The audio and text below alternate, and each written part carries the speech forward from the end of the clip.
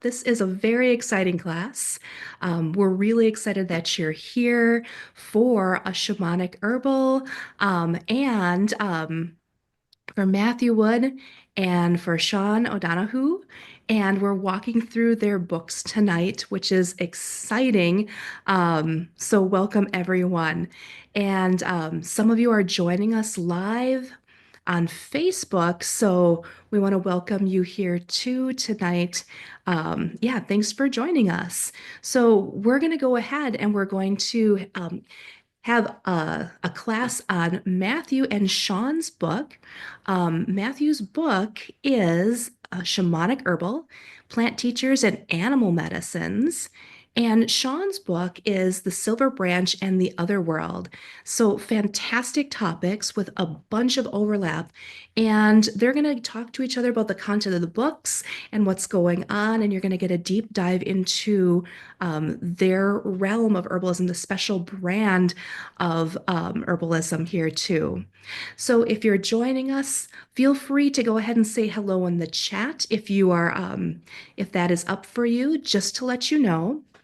The chat is set to hosts and panelists by default.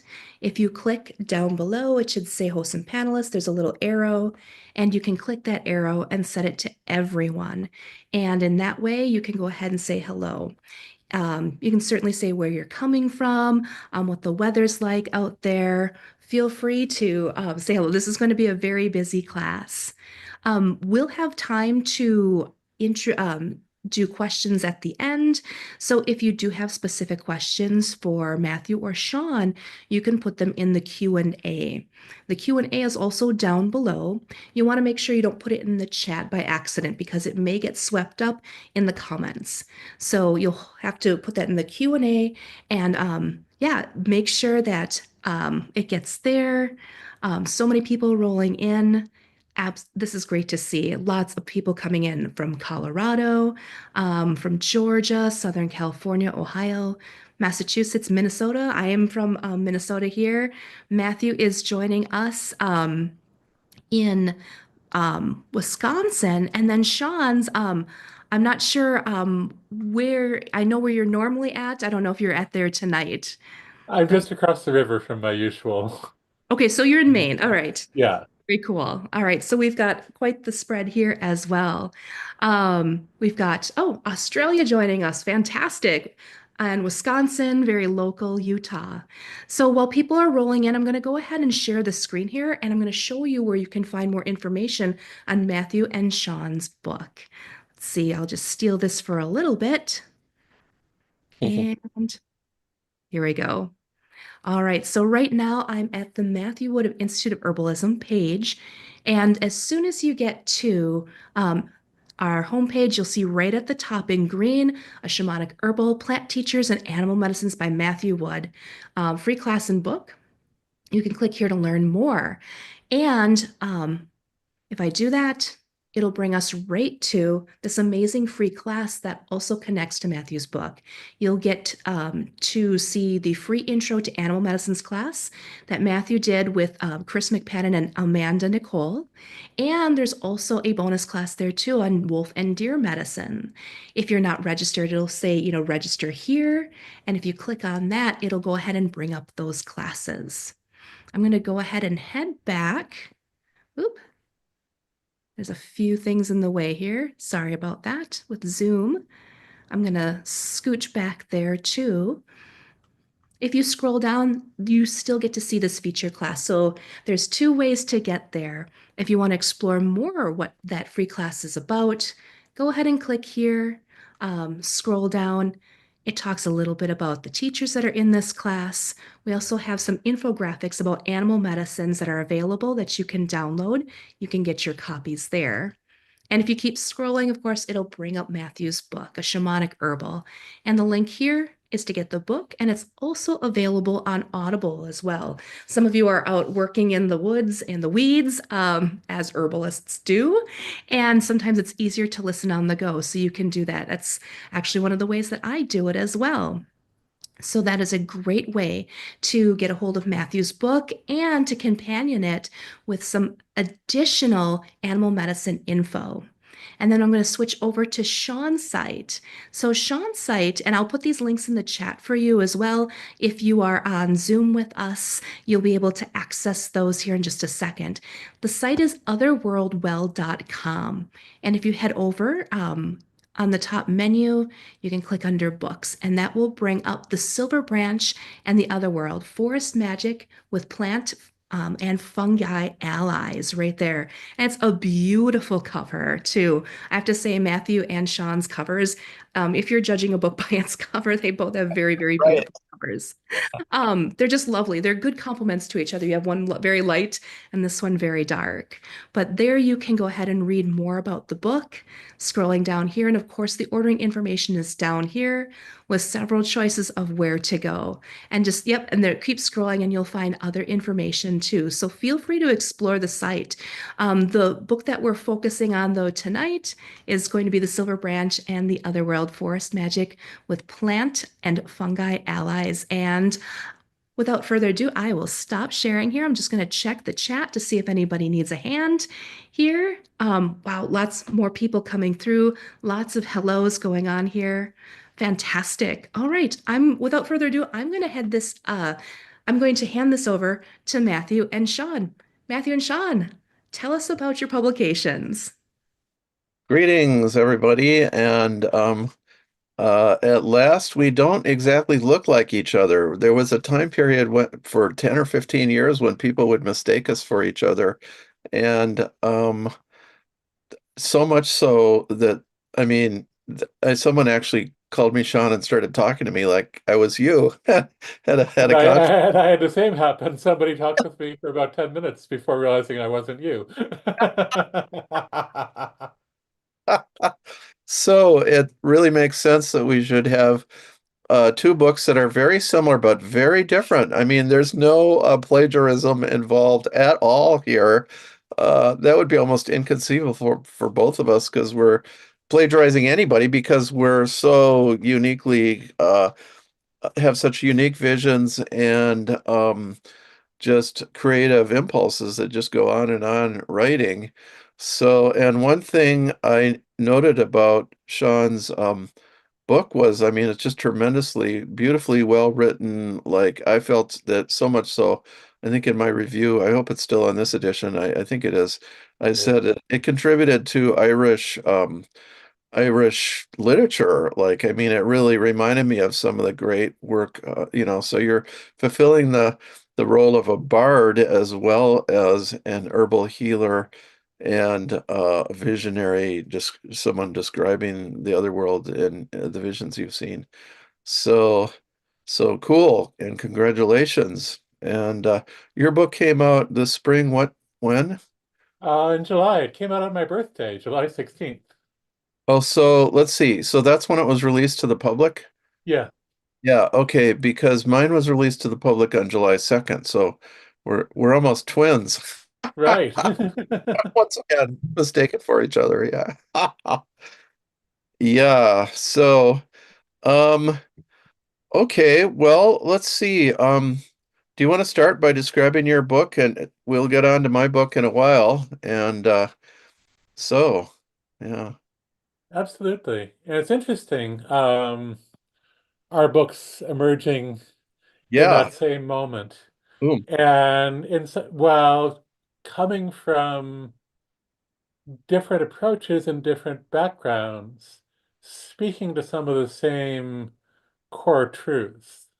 And I Yeah. think that's not really an accident. I think we really are at a Yeah. moment when the world really needs us to be going and Yeah. looking at those deeper dimensions Yep. of working with the plants Absolutely. and working with the whole living Yeah. world that the more I delve into it, the more I feel like our what we are used to thinking of as our healing is kind of the beneficial side effect of Mhm. our coming back into that deeper relation with everything. Mhm. And the particular wounds that exist within us call forth the particular medicines that will bring us back into that connection. And for me, my book really is about deeply reweaving that connection, about really coming into that place where our world is based on living relationships with the plants and the fungi and the animals and the land and the ancestors Mm, and the other world, which is not separate from this world, mm. but Yeah. which is, it's like I think of it often in the way that we think about the layers of soil. It's like we walk on top of the topsoil, and that seems to us like the solid ground of reality. But the humus and the clay and the sand and the bedrock and the water and the magma and the iron at the core of the earth are just as much a part of this same reality. Yeah. And then at a spirit level, the same is true of what's called the other world in the Irish tradition. I actually love the Welsh name for it, Anún or Anuthan, which means the depths, because it is that inward dimension of things. And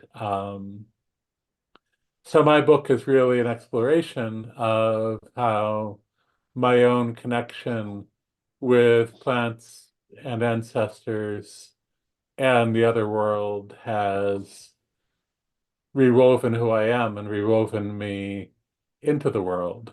Hmm.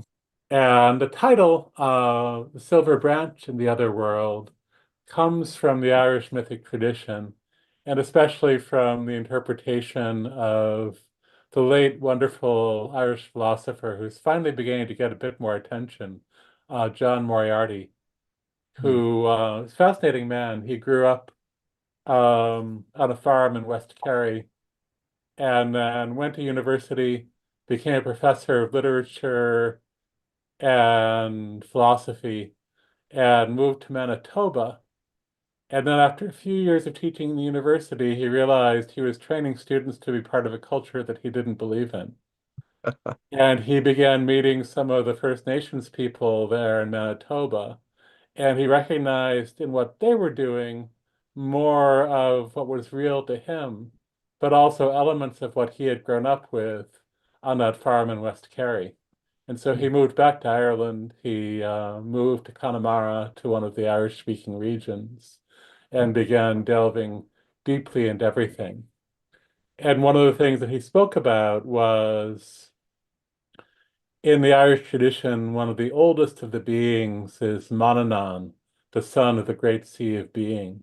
Mm. He was there even before the fairy people were there. And when the ancestors of the modern Irish people came up from Spain and brought huge changes to the world, and the fairy people departed, it was Manannán who brought them into the depths of the water and down beneath the hollow hills and into the ancient tombs and cast the mist to obscure their departure. But he also would come at times across the water, or sometimes would send a woman from his own realm across the water, carrying a silver branch to Mhm. someone who was worthy of a certain kind of initiation. And when you held that branch in your hands, you could see into the well in the other world where all the waters have their source.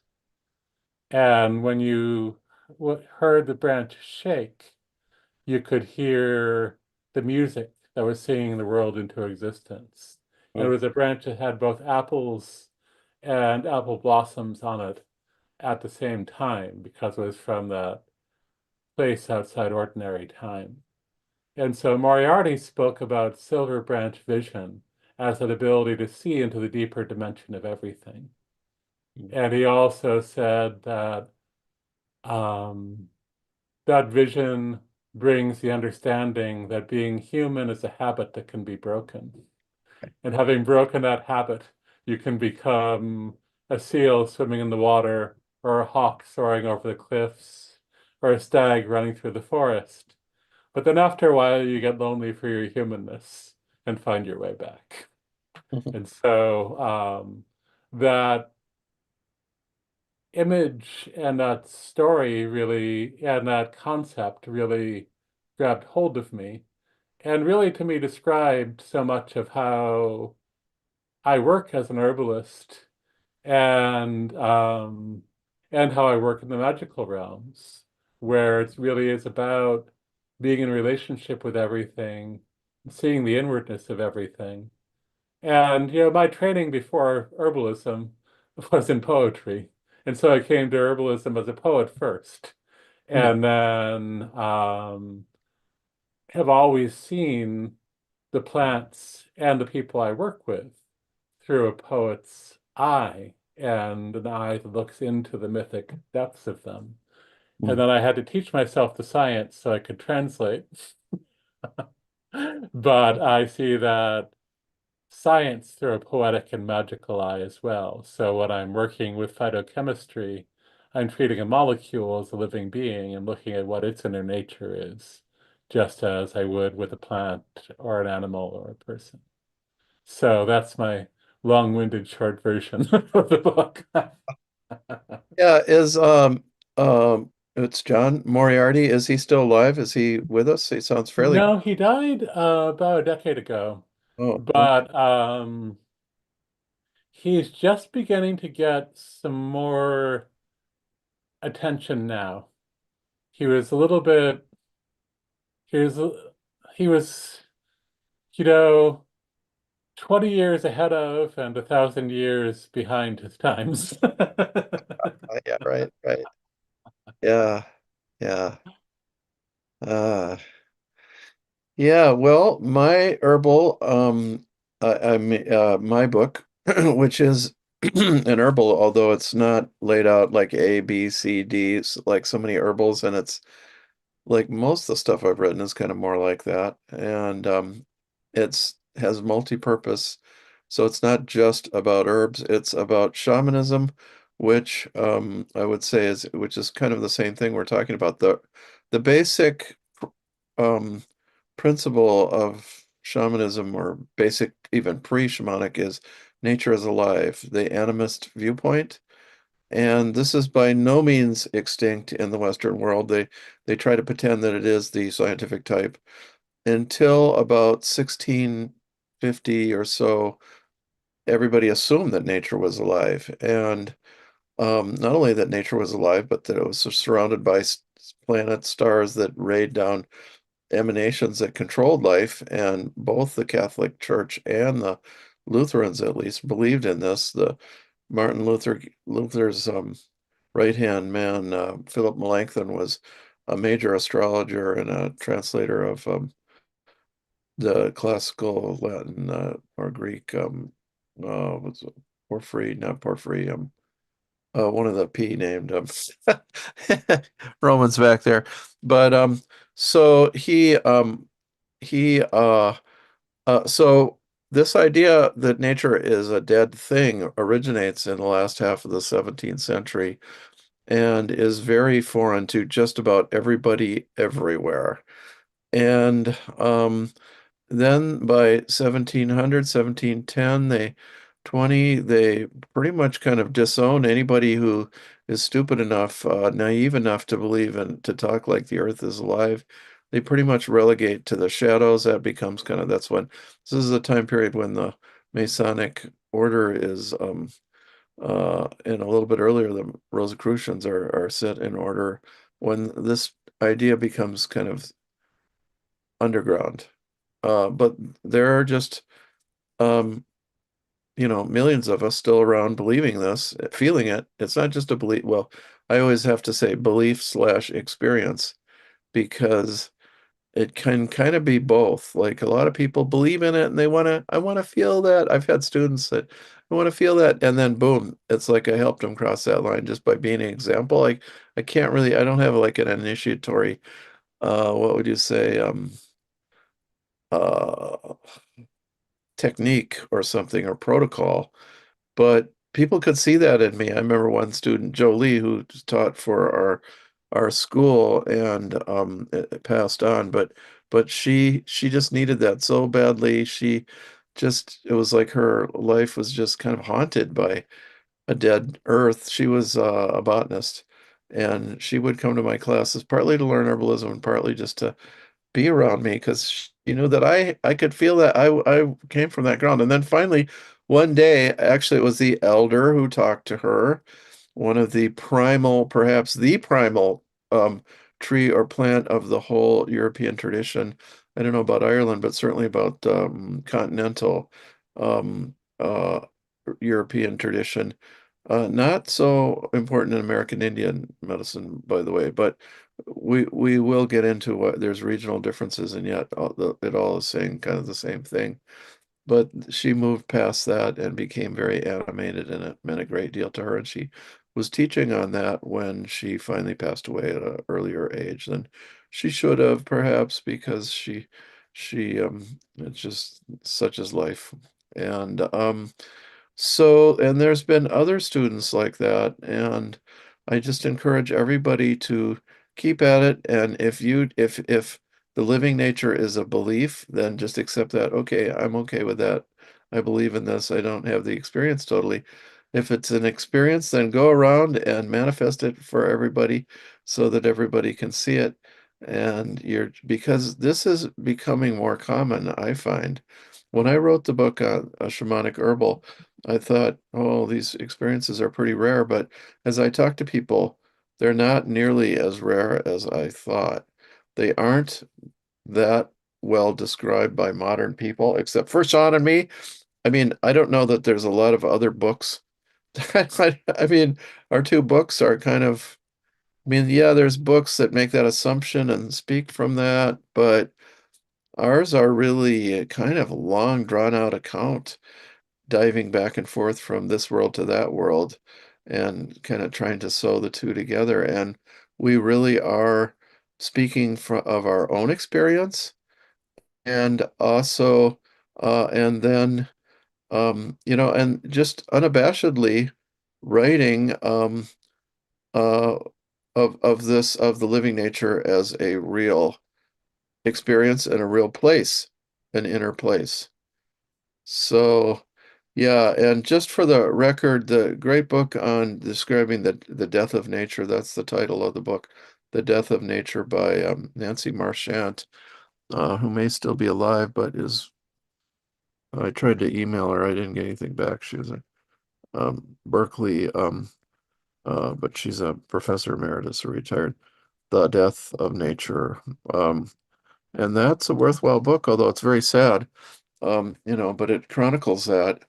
And so we're talking here, we're kind of, I don't want to say this is the birth of nature, but we're the return to a living nature. Yeah. Oh, being coming from the Irish tradition, I always have to make things threes. And there is, to me, a third book that covers the same Oh, territory, and that's oh, Stephen Buhner's last book, oh, Becoming Vegetalista. oh, okay. Oh, I haven't seen this. I guess, did this just come out recently? It came out the month after he died. Oh, okay. So that'd be a year or more ago. Yeah. Yeah, okay. Well, yes, a very a gifted reader. I haven't seen that book, so I didn't even know it existed.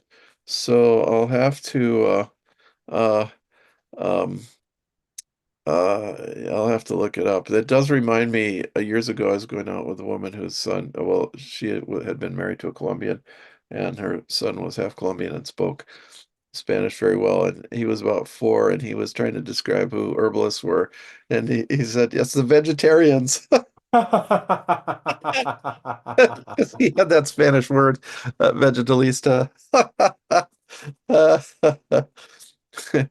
And indeed, we are all tied together. So. Yeah. So the cultural background, so when I was 2 weeks old, my parents whisked me away to a remote Indian reservation in the middle of nowhere. the Big Cypress Seminole Res in southern Florida, which is fortunately a little bit south of where the storm just hit. I was watching and there was plenty of rain there, and there'll be plenty of rain coming down through the Everglades. It's in Big Cypress Swamp. It's a lot of it's barely above water.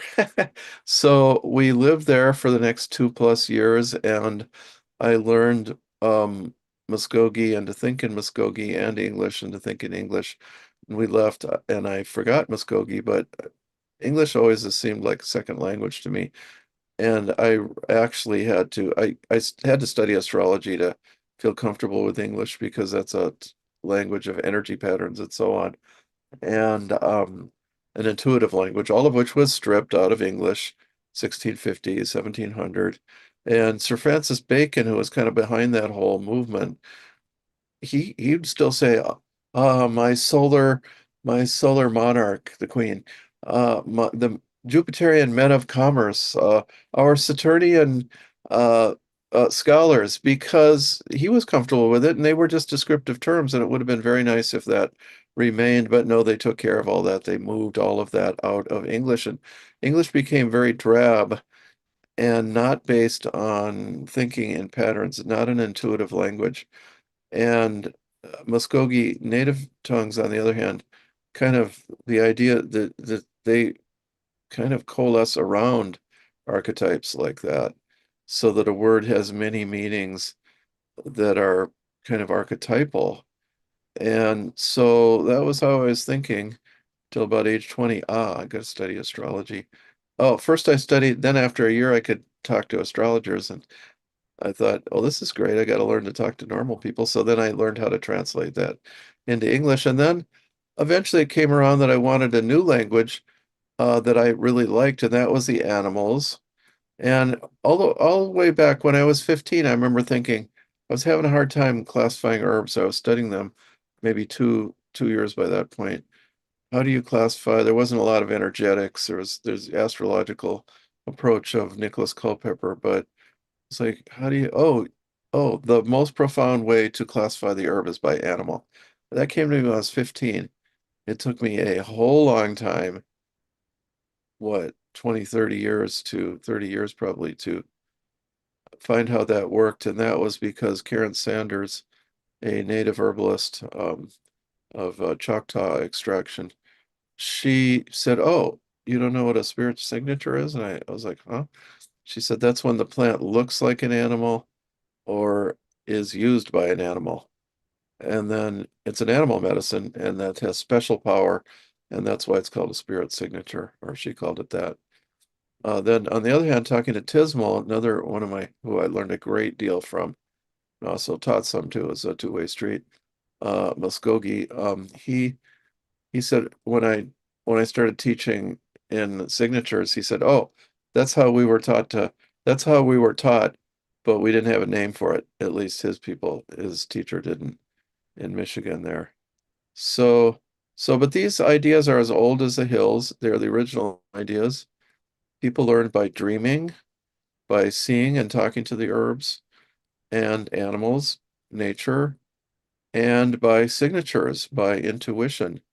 And now I hear on the internet, YouTube, various things, all sorts of different people say, follow your intuition. I just hear this a lot, actually. And now is a very good time with all these conspiracy theories and misinformation from all sides, I have to say. And and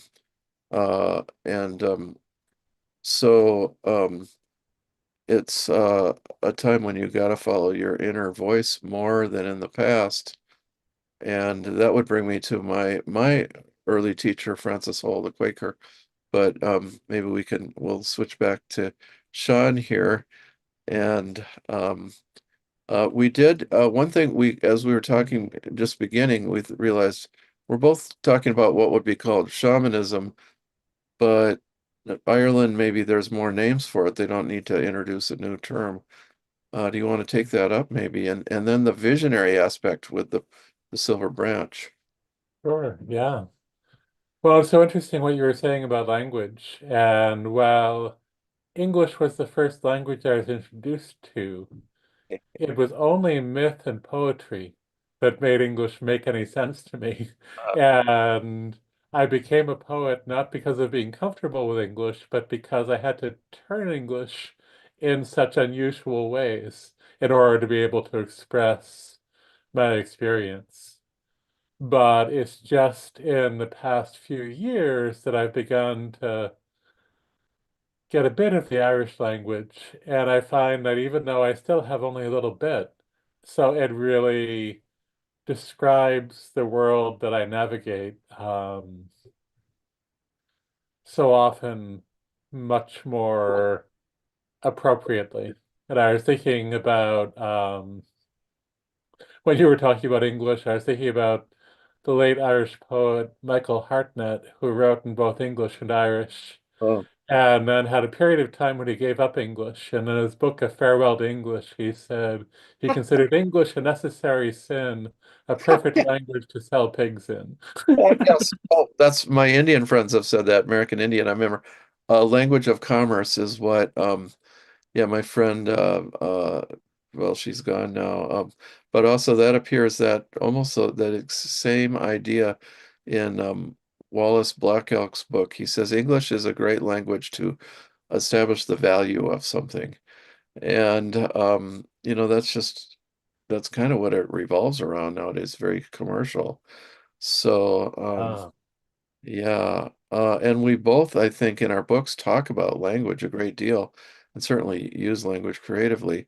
But yeah, in my book, I finally and incorporated, it's the first book of mine that I incorporated the difference between phosis and logos, which is Greek, actually. But the Greeks were there when logos or the logical approach was invented, which then almost like an inferno swept the Western world and captured it. And most languages today are Western languages are thoroughly rational with the if then the syllogism very much dominating.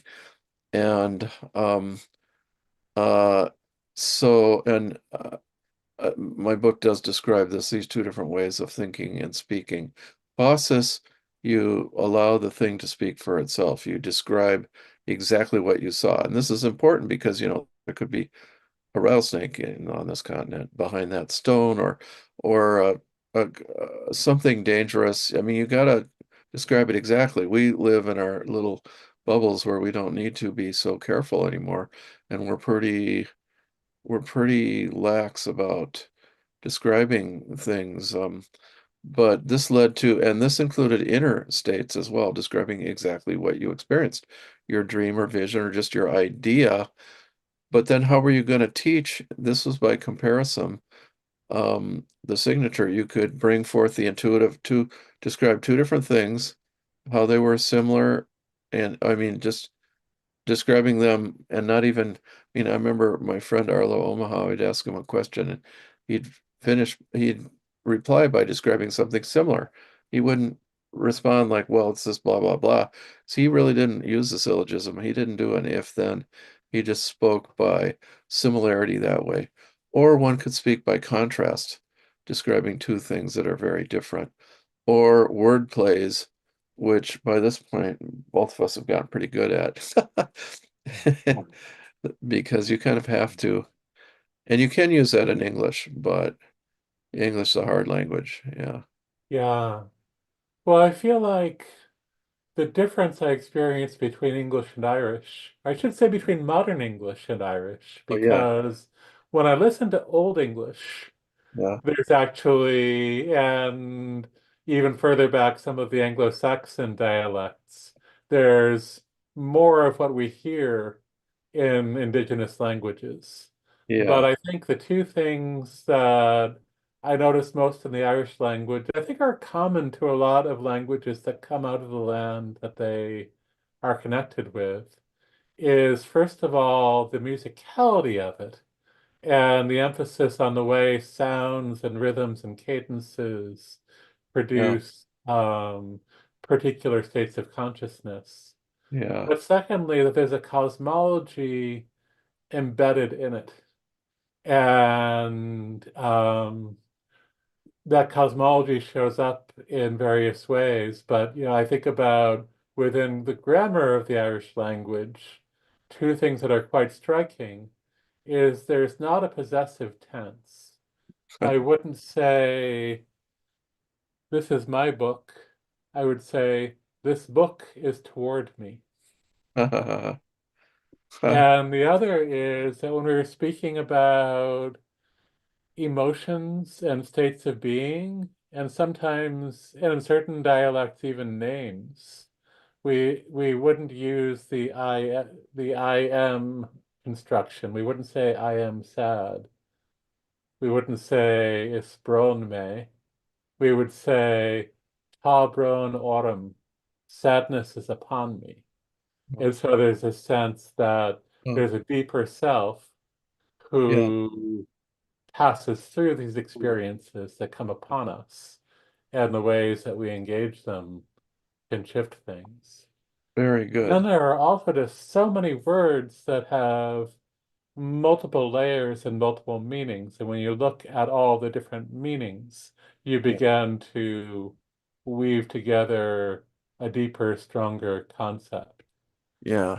And Moriarty, in speaking about language, said, to learn to speak is to learn to say, our river has its source in another world well, and that everything we might say about the trees and about the stars might be a way of saying there are 9 hazels that grow over the well in the other world where our river has its source. Yeah. Yeah. So, uh, both of us have been to the other world. And I just feel like describing that some but first I want to talk about the plants themselves. They speak this way, in my experience, when you really have an authentic conversation. I mean, it's kind of like the fairies, like they appear more human when you are more in your world, and the further away from that you get, the more they don't appear human at all. And so with the plants too, I think the further you get into their world, the more they speak in a different manner. And I have described that this is new to many of my students, but Gravel Root spoke to me and said, "You can tell I'm a turtle medicine because just as Grandfather Turtle rose up out of the sea in the beginning of time to create the first earth, so too do I rise out of the swamp to create the first soil." That referring to all the kind of granules and rocks around the roots of the gravel root. And so, first of all, you can tell. That's not saying you have to believe. It's like, I am a turtle medicine. None of that. It's like you can, uh, you can believe it if you want. And also, so it's very much that Faucis just describing itself, gravel root. Also, when I heard that, I thought, wow, the plants have the same mythology we do. And I mean, it was like at this point, I would think like, well, of course they do.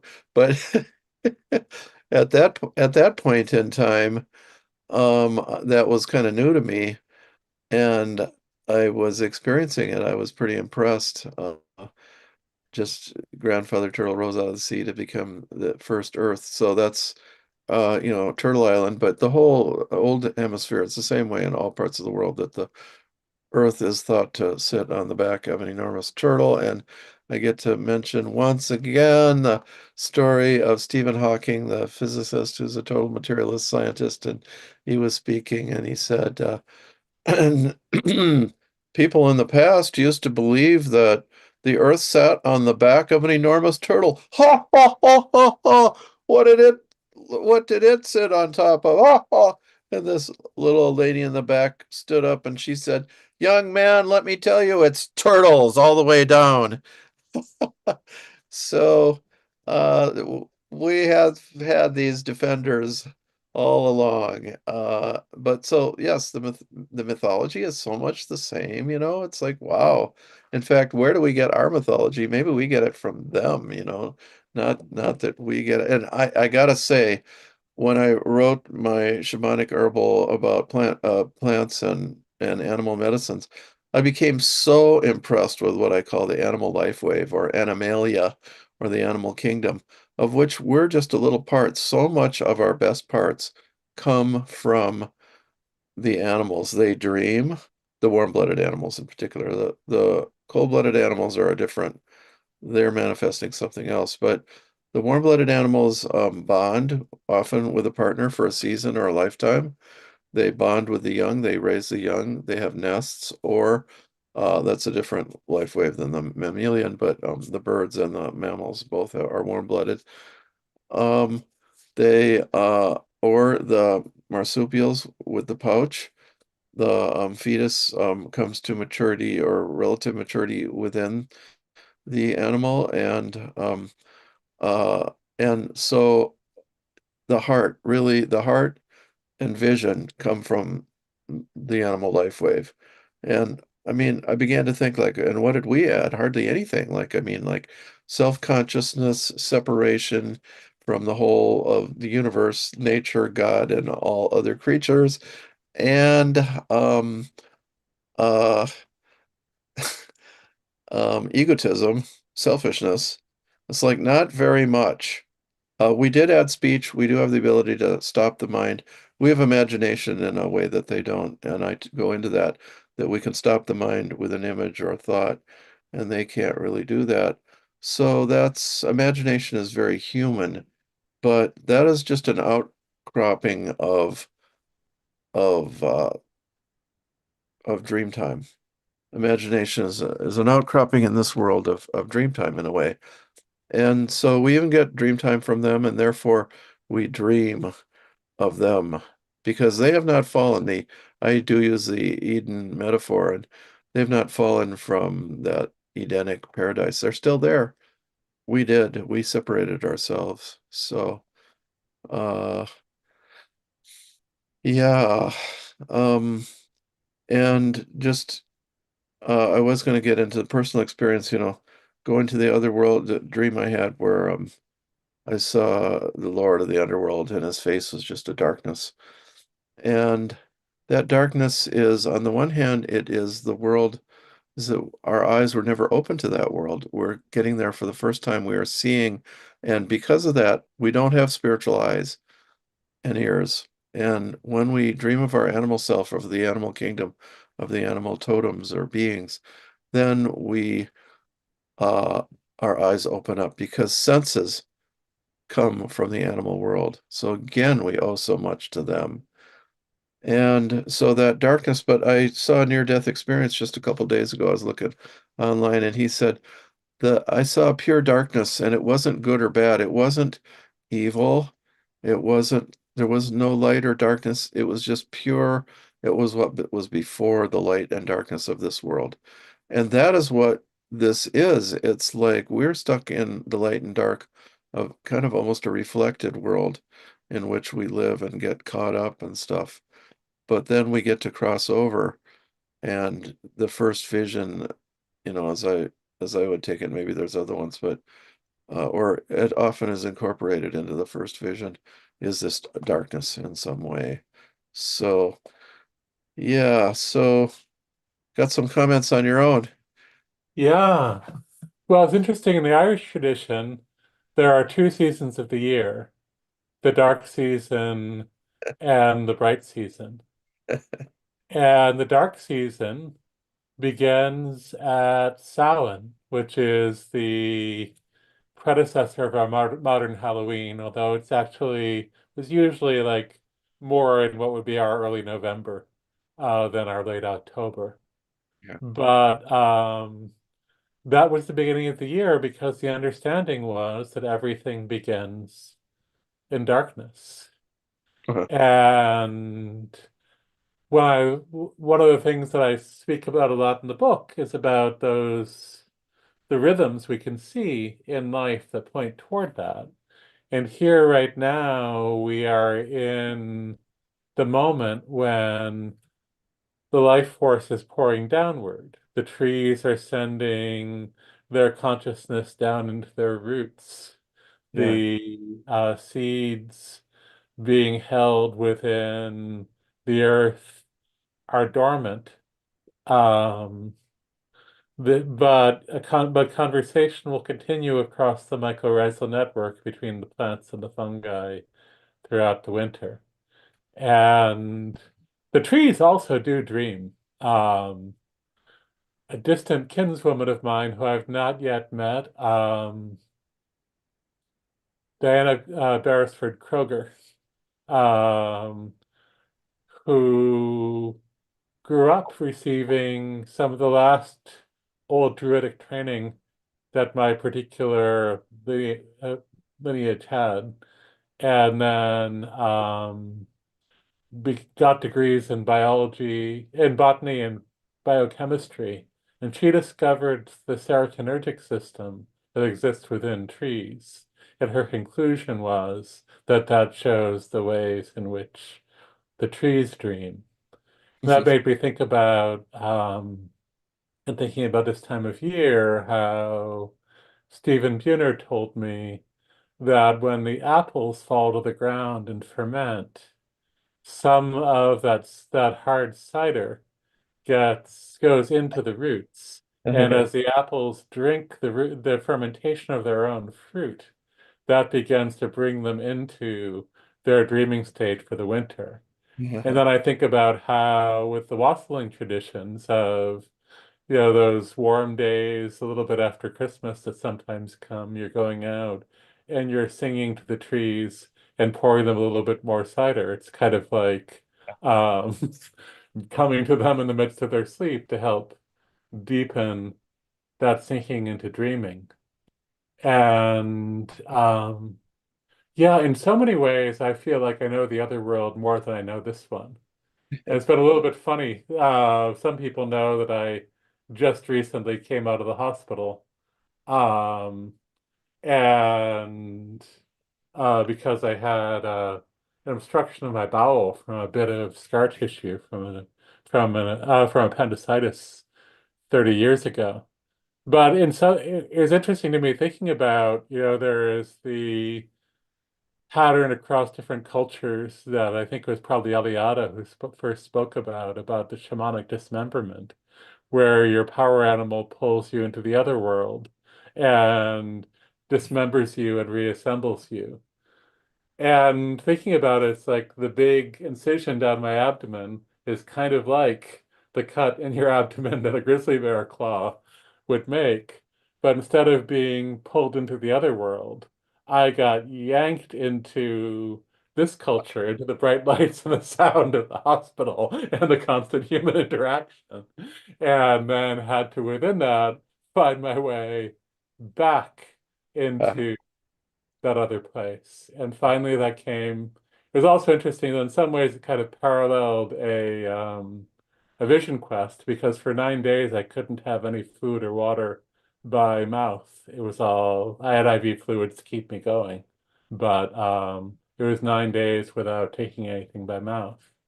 And the very last day when my mouth was dry and everything was excruciating, um, I finally fell asleep listening to a recording of the Mabinogion, the old Welsh tales.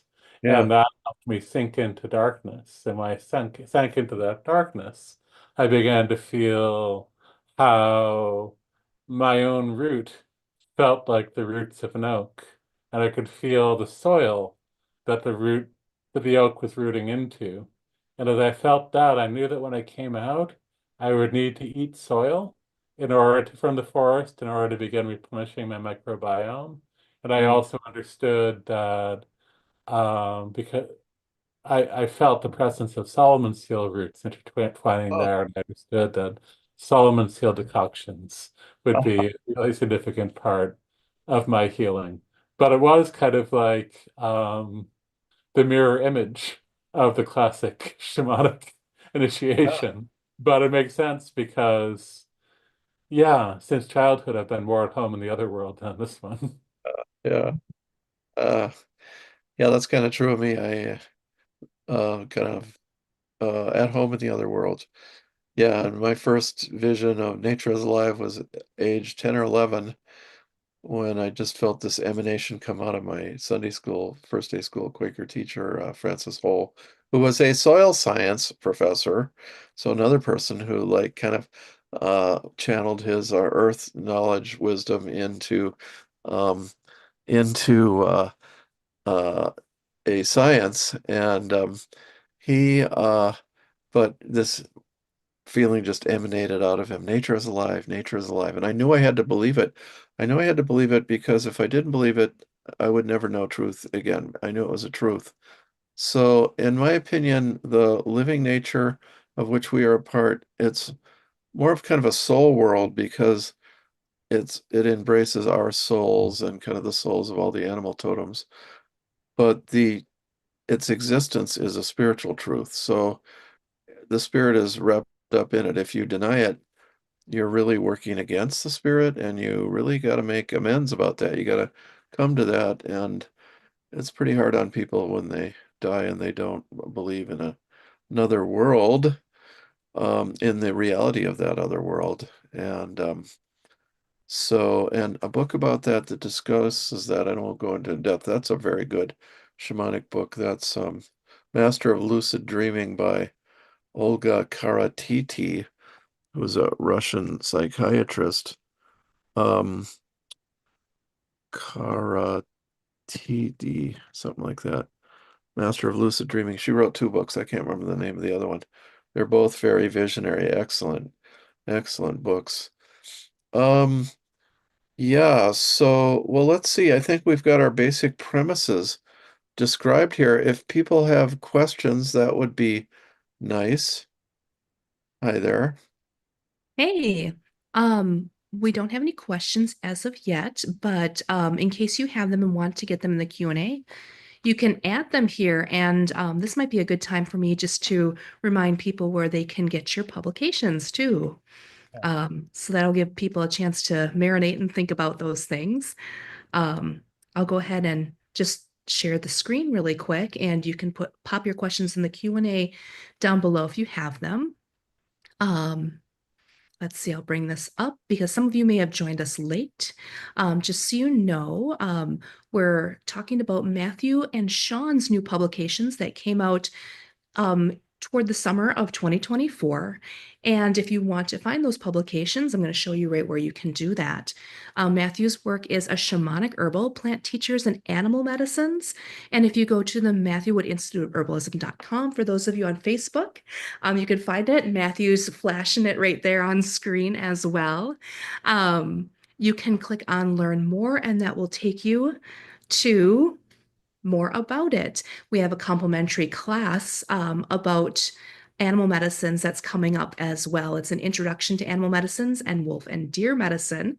And you can register here for free, as well as download animal medicine infographics. And if you keep scrolling on, there you go. You get to the book itself. You can order that here. And if you prefer to listen, you can also get that on Audible. And then we also have Sean's book, The Other World Well. This is Sean's site right here. I'll put the links in the chat for you. And if you go up to the top menu and click on books, it'll bring you right to it. Sean's book is The Silver Branch and the Other World, Forest Magic with Plant and Fungi Allies. And if you keep scrolling, it'll give you a little bit about the book as well as where to order that. So I'll stop sharing now that we've done that. And it looks like we do have a Q&A right here. Eve is asking, will the book come in your voice?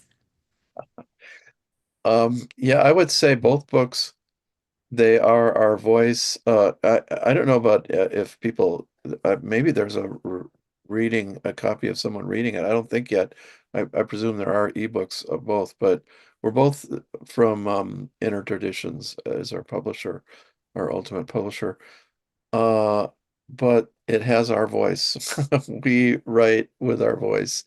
Yeah, so that is very, very definite in that Well, I think sense. the question might have been about the audiobook version of yours, though. There's not an audiobook version of mine, but is the audiobook you reading or somebody else reading? Is there an audio book of mine? Yes, there is. So an Audible, it's narrated by Jez Sands. And I'm trying to think if he's the same guy that read Stephen Buhner's. I can't remember if he read Sacred Plant Medicine or not, but it is a British um, voice for sure that is reading it. He's his name is Sands, and he's a British Yes, person. Jed Sands, definite accent, definite. Well, for me, it's an accent. So, but yeah, he is up on Audible, so it's not Matthew's voice reading or narrating the book. It's better than my voice. I'm not a great, I'm a bit of a mumbler. Yeah, it wouldn't have been good to do it with me. Well, that's a compliment. Wow. So, yeah. Absolutely. And Sean, in the comments, I just wanted to let you know that Amanda is saying, great story of your dismemberment dragging you into this world, Sean. So glad that you're healing up. So I want to make sure that those sentiments got along to you as well. Yeah, and we have a comment by Amanda Rodasi Campbell, who I just saw last month in the beautiful city of Traverse City, in the upper part of Lower Michigan. And yes, and she comments and thanks us. And I really have to thank her for being my friend and actually arranging for a place for me to stay and stuff. And I enjoyed it. And I actually mentioned Traverse City before the class started, how much I'd enjoyed being there, and that it was the only medium-sized city I can think of that does not have a freeway going through it. It's like, yay! It's just too far off the main freeways of Michigan, so you gotta vault over there in your car on state highways, and that's pretty cool. Or by boat, actually. So it's a beautiful part of Michigan up there. So yeah, thank you, Amanda. Yeah, and a great store there that there may be still some books that I signed. I doubt it, but I signed some books and I taught a class and left some books there at the store. What is the name of that store, Amanda? Maybe you can insert that. Can't remember the name of the store now. Yeah. So If, if I find it, I'll certainly put that link up there. Are yeah, you in Traverse City? Yeah. yeah, yeah. Right. All right. Some more questions. Another one, maybe. Yeah, Amanda is saying, I'd love to hear from both Sean and Matthew. How important is working with the other world as an herbalist working with others, and or the importance as working with plants for personal use? Thank you. Yeah, good. Oh, I ignored the fact that you had asked a question and was just thanking you for being you. Well, yeah, I think that all roads lead to the other world when you're working with herbs. It's pretty hard to avoid, and yes, there are a few materialists kind of trying to swim the other way, away from us, but most of them, there are a few herbalists, they know what they're doing that have that viewpoint. Um, but even they, I think, have learned from sources like that we have learned from as well. The scientists who write all the papers, not all of them have any, they're kind of swimming away from the living nature at this point in their lives. Maybe they'll get back to it. But so yes, all roads lead to that realization, to that relationship, that nature is alive, that the plants are alive. Every herbalist is different. My old first employer, Bob Gallagher at Present Moment Herbs, he said, let 100 flowers blossom, meaning let that every herbalist is different, and we don't strive to be the same. We do strive to get our ideas across and to teach people, and then they take what we've taught and what we've learned and what we know, and they enlarge upon it, and make it better. If you're going to be a good teacher, your students should be better than you. And the tradition and the discipline, the practice should be growing from generation to generation. And we were kind of exterminated there for a while, but we're past that. And yeah, so those are my ideas on thoughts on that. Sean, do you have some maybe? Yeah, I think so much depends on the depth at which you want to work with people. And the deeper you want to accompany them, the deeper you need to go. And it also, the more profound the medicine the plants bring forward will be. Because yes, we can try to compel a plant to do something. If we try to compel a plant to do something, it will do something pharmacologically predictable if we Yeah. give enough of it. Uh, But that will be limited in the same ways that our conventional pharmacy is limited. yeah, right. But when we really want to work with the plants, we need to be working for the same reasons and values that they are embodying and living. And so the plants are all about the life of living world. And in relation to humans are all about inviting us back into that kinship. And so fundamentally, I think that most of our disease, and especially most of our chronic disease and most of our contemporary disease, is in some way related to our disconnection with our own bodies and with the body of the world and with the rest of life. And Yeah, so, in a sense, we are sick not only at a physiological level, not only at a psychological level, not only at an emotional level, even, but at a mythological level, at a cosmological level. And that can only be healed by coming back into relation. And if we want to come back into relation, then we need to constantly be in relation. And that means being in ourselves. That means being in relation with the other world. And it yeah, means having one foot in each world so that we can, as we're walking beside someone on their journey, help them see the other dimensions of it because we are half in the world where that exists.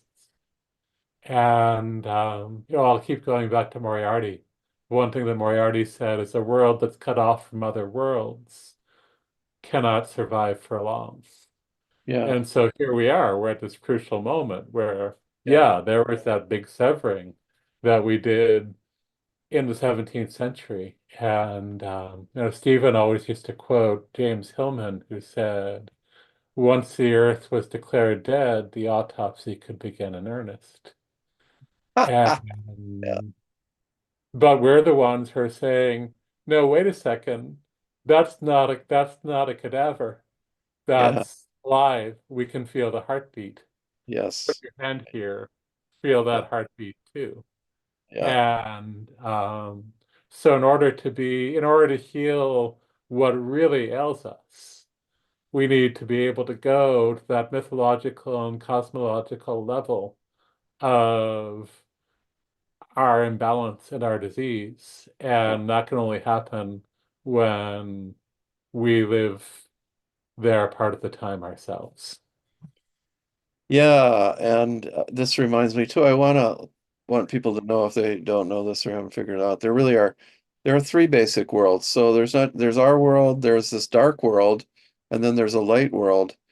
And actually, those are the flip side of each other. That's the other world. And in very often, this is presented as the Lord of the Underworld or the Lord of the Animals, who's the darkness. So I saw him as a face, is just dark. And then the Queen of the Fairies or the Queen of Nature, the Green Woman, and they're a pair, and they are the two sides. And I just was realizing that, the darkness comes, there's this darkness that's otherworldly, and then there's a light that's otherworldly, and not one is not better than the other, as we would tend to think here. And I don't know, I think that light comes from the fairies or is the fairies. I certainly see them when I get to see them finally away from the human prejudices, I just see them as crisscrossing, like the hair of the fairies, hairs, beams of light kind of crisscrossing, and then they meet, boom, and there's a new creation right at that moment. That's fairy magic. And so there is I think that light is very much part of that world. And this isn't to deny, we have Mother Nature, yes, we have God, we have all sorts of things. I gotta say, God, like, yeah, anybody who thinks that they know all about God, um, one of the great themes of my book is like we are a mystery, human race is a mystery, where we come from is a mystery, where we're going is certainly a mystery. I mean, even if you believe literally in the Bible, it says a new heaven and a new earth. So what is that? A mystery. And the Native American, we think Great Spirit is a translation of Gitche Manatu or Wakantanka, but spirit can also be translated as mystery. So it can be the great mystery or the little mysteries too. And the little spirits, the little mysteries. So it is a mystery, and yet it is very definite because here we are, but it's also very mysterious. And I think we really, really need to start living from that more because otherwise everything gets boring. And we should never forget, we just don't know. I don't think it's our pay grade to know all about what is going on or what we're kind of creatures in this whole thing. We're not the lords at all. So I just want to interject briefly that one of my favorite words in Irish is the word for mystery, which is oh, a rune, but that also means inner knowledge. It also means a secret. It uh, also means truest desire. And it also is a term of endearment. You would call your beloved Maroon. And yeah. then the motto of the blackthorn tree in the Irish tradition Oh, is Morad Rune, exalt and make great the mystery. oh, And that shows up in the shimmering blossoms of the blackthorn in early spring, the beginning of the bright half of the year. But they say that when the blossoms are on the blackthorn in the other world, in this world, the sloes are on the blackthorn in the other uh, world. And yeah, when the sloes are on the blackthorn in this world, the yeah, last of the sloes, then yeah. the hawthorn is blooming in the other world. And under the blackthorn at Samhain, you can meet certain shimmering beings of the other world and make certain agreements about ways you might walk and ways you might speak and ways you might see in this world and in theirs. Yeah, we don't have groves of blackthorn here, unfortunately. It is naturalized in New England and a few places. I tried to naturalize it in Minnesota, but because I got some seeds when I was in France, of course, here I am introducing what agricultural they would call a noxious weed because it forms little forests about 3 or 4 feet tall that like protect the overused land very effectively. But what's interesting, what really is shamanic here is that then there's little tunnels you can see in there, and the deer bed down and they go in those tunnels and they bed down there at night because nobody can get in there. Nobody or no animal can get in there at them without them waking up and knowing about it because they would make noise. And so it's very much a protection. I guess it would be a deer medicine. And this is interesting.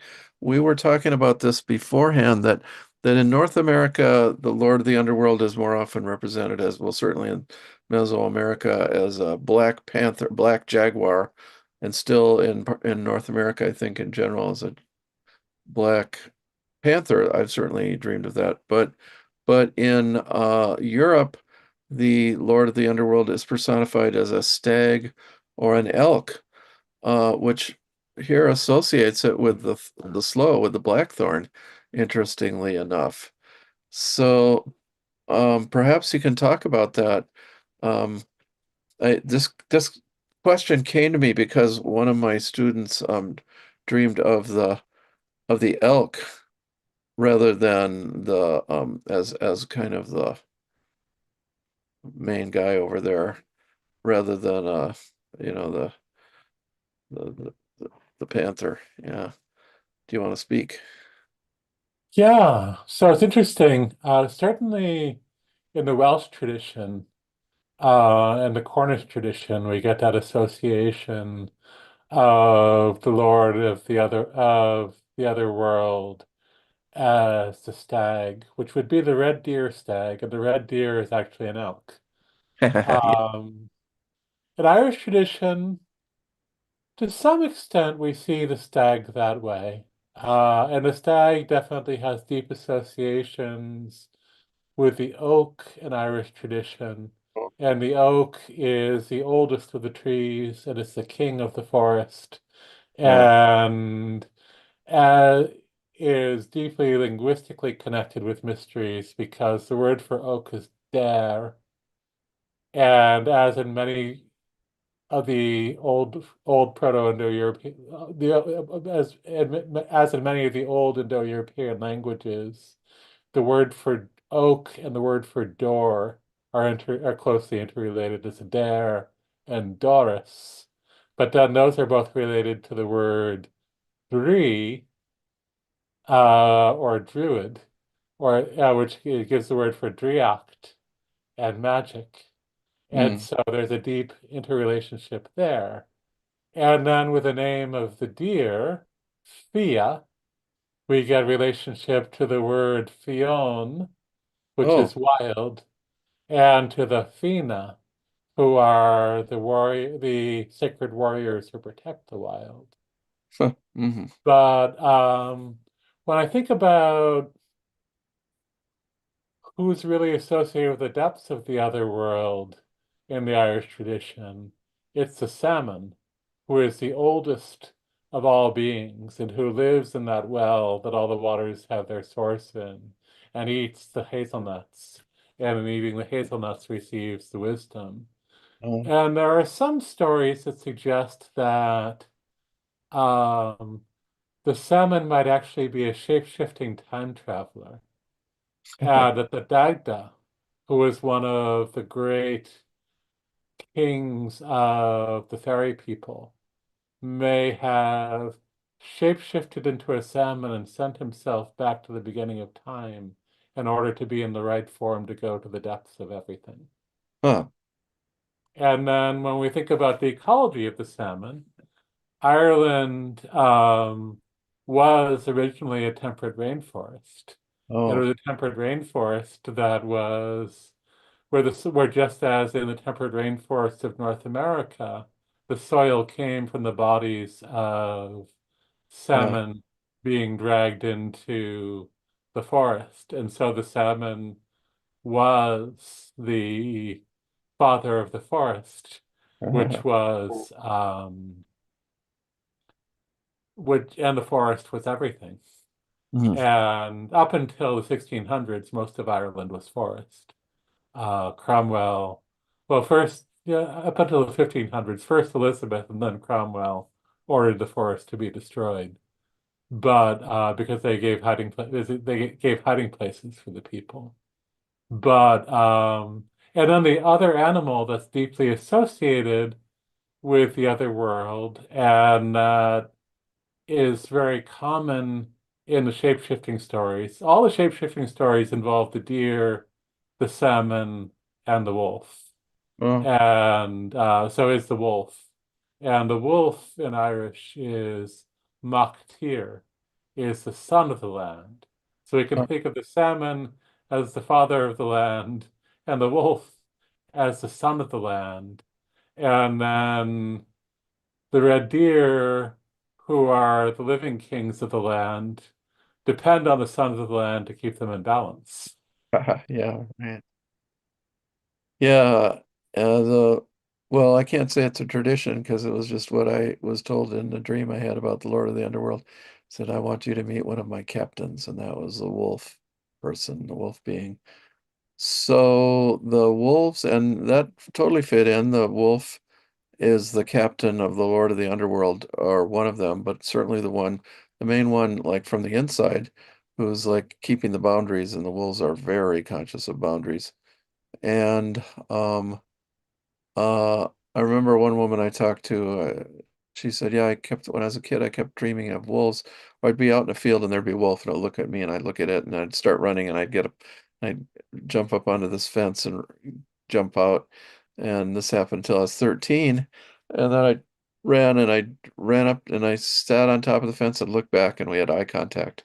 And after that, I started dreaming of bears instead. Well, she's a big like bear type person. And so you're not supposed to really it's just that's crazy. It's just like the book The Golden Compass by Philip Pullman, I think it is, or someone, where the animal, you're not supposed to really know your animal self until it doesn't set until you're in puberty and then it comes. And that was, so again I was like, oh, well, here's somebody else who's had the experience too. And then I've just found so many people have, kind of dreamed of an animal or animals and of that. And I found when I investigated Rudolf Steiner carefully, he speaks of an initiation or a illumination, um, really two major ones, but one in particular, the first one. And the characteristic is that as you get closer and closer to it, you begin, instead of seeing specific animals, horses, you see horse, you see the archetype, which he didn't have a word for. This was 1920. The word totem had not really crept barely into English, and then not yet into German. If it's in German, it should be, because there is no other word. It comes from Ojibwe.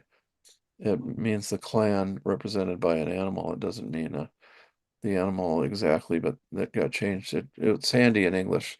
The Dodim is the Ojibwe word. Totem is our word. That's first introduced by an Ojibwe writer, William Warner. 1880s, that book is published, and he says, "Here's something you guys don't know about." Well, and then I realized that, of course, and it's funny because it's so much one of my core animals. The bear is one of the Yeah, otherworld kings, yeah. and that shows up most clearly in the Welsh tradition in the name of Arthur, which Oh, refers back to the bear. And when he goes over sea and under stone to await the time when the people need him again, he yeah. becomes the king of the other world. Mhm. But, even though in Ireland there haven't been bears since Yeah. the early Neolithic, the Irish language still has the word art, which or Old Irish does. Modern Irish says bear, but the Old Irish name for the bear is art, which besides meaning bear, means stone and means otherworld lord. And then thinking about a place that you speak of in your book, Gwydion Penthrewin's land in Northern California. Oh, Uh, when I was on that land where you actually brought me, uh, yes. Right. but I have deep connections with Gwydion, who was the student of my teacher's teacher. Yeah. Um, and he died avoiding hitting his own spirit animal, the deer, on the road. But there was also a part of it that had to do with his deep identification with the myth of the sacrificial king. Oh, And yeah. so when I was on that land, I went up to the very top of the hill where he had planted a circle of oaks. And I was standing in the middle of the circle of oaks and I was saying, how do I follow this path without inviting my own death? And then the queen of the fairy realm was with me, and she said, "You can do it by taking the path of the bear. That the bear spends the dark of the year in the other world Yeah. and the bright of the year in this world. Yeah. And by doing that, you don't have to die to be the bridge. You can instead have the season that's devoted to that inward otherworld dimension and the season that's devoted to being out in the world." That's great. Yeah. And I had a mystical experience there too. My friends Art and Denise. Well, Denise knew I dreamed of the fairies and I felt very insecure about that. they offered me a prize. They always do it. They're always trying to buy your soul. They're fascinated by us, and we're fascinated by them. Although things have changed, actually, I'd like to check out with you, but I actually October 2022, or 2 years ago now, I got the fairies were very friendly, and I got that God had commanded them that things had changed. They're not going to be so adversarial and try and trapping our souls so much.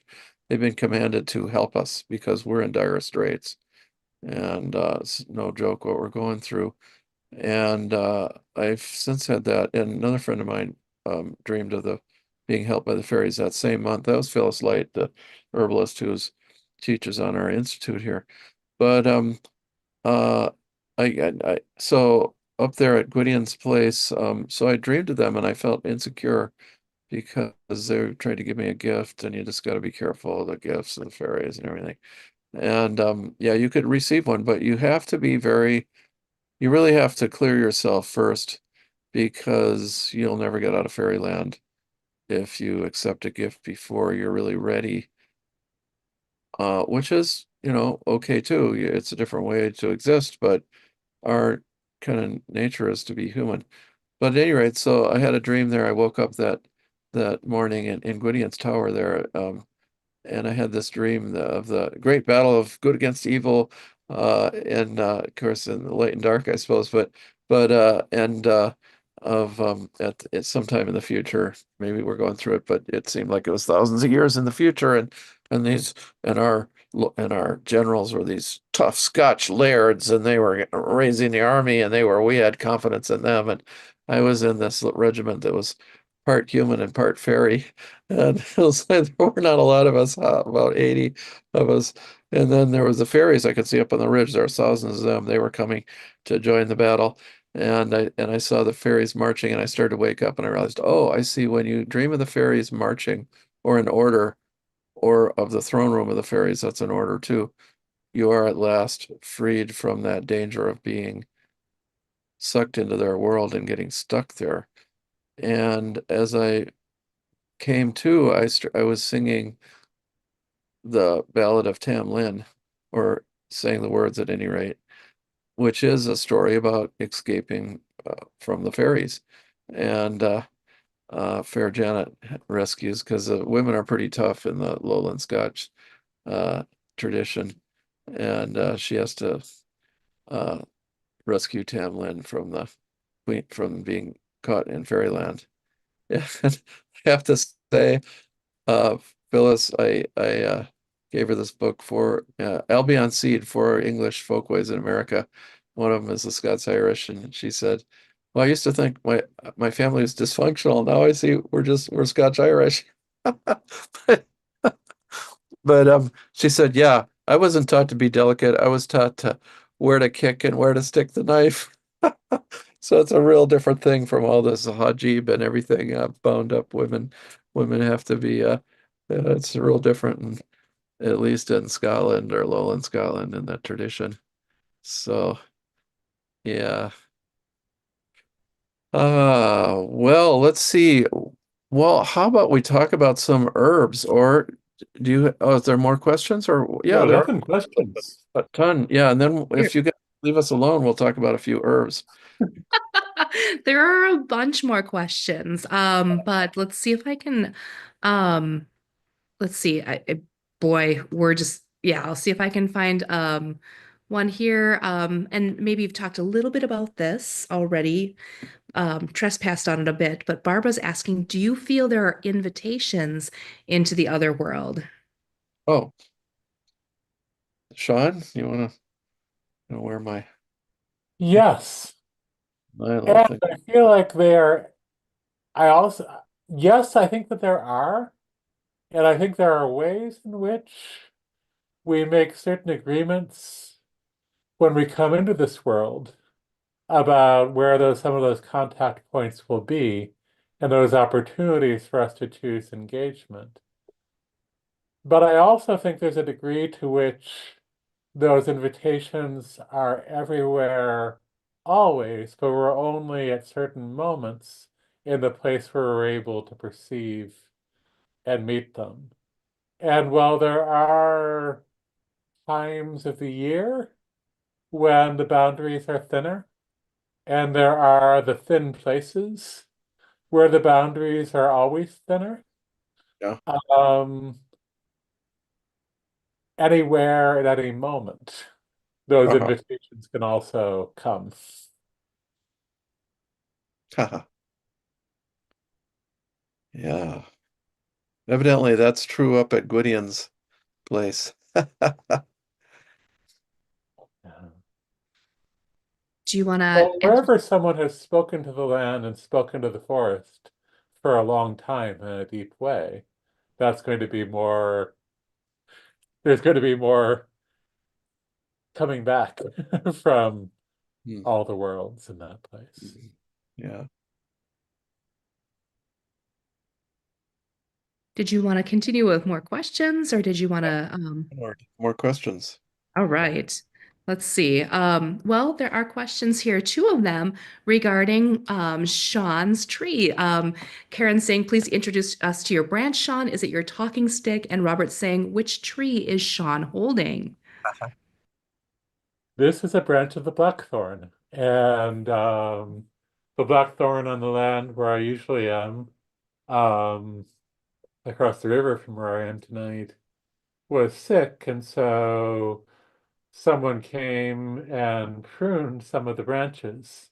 But I went out and found this one, which was exactly the right size and shape, and which has become,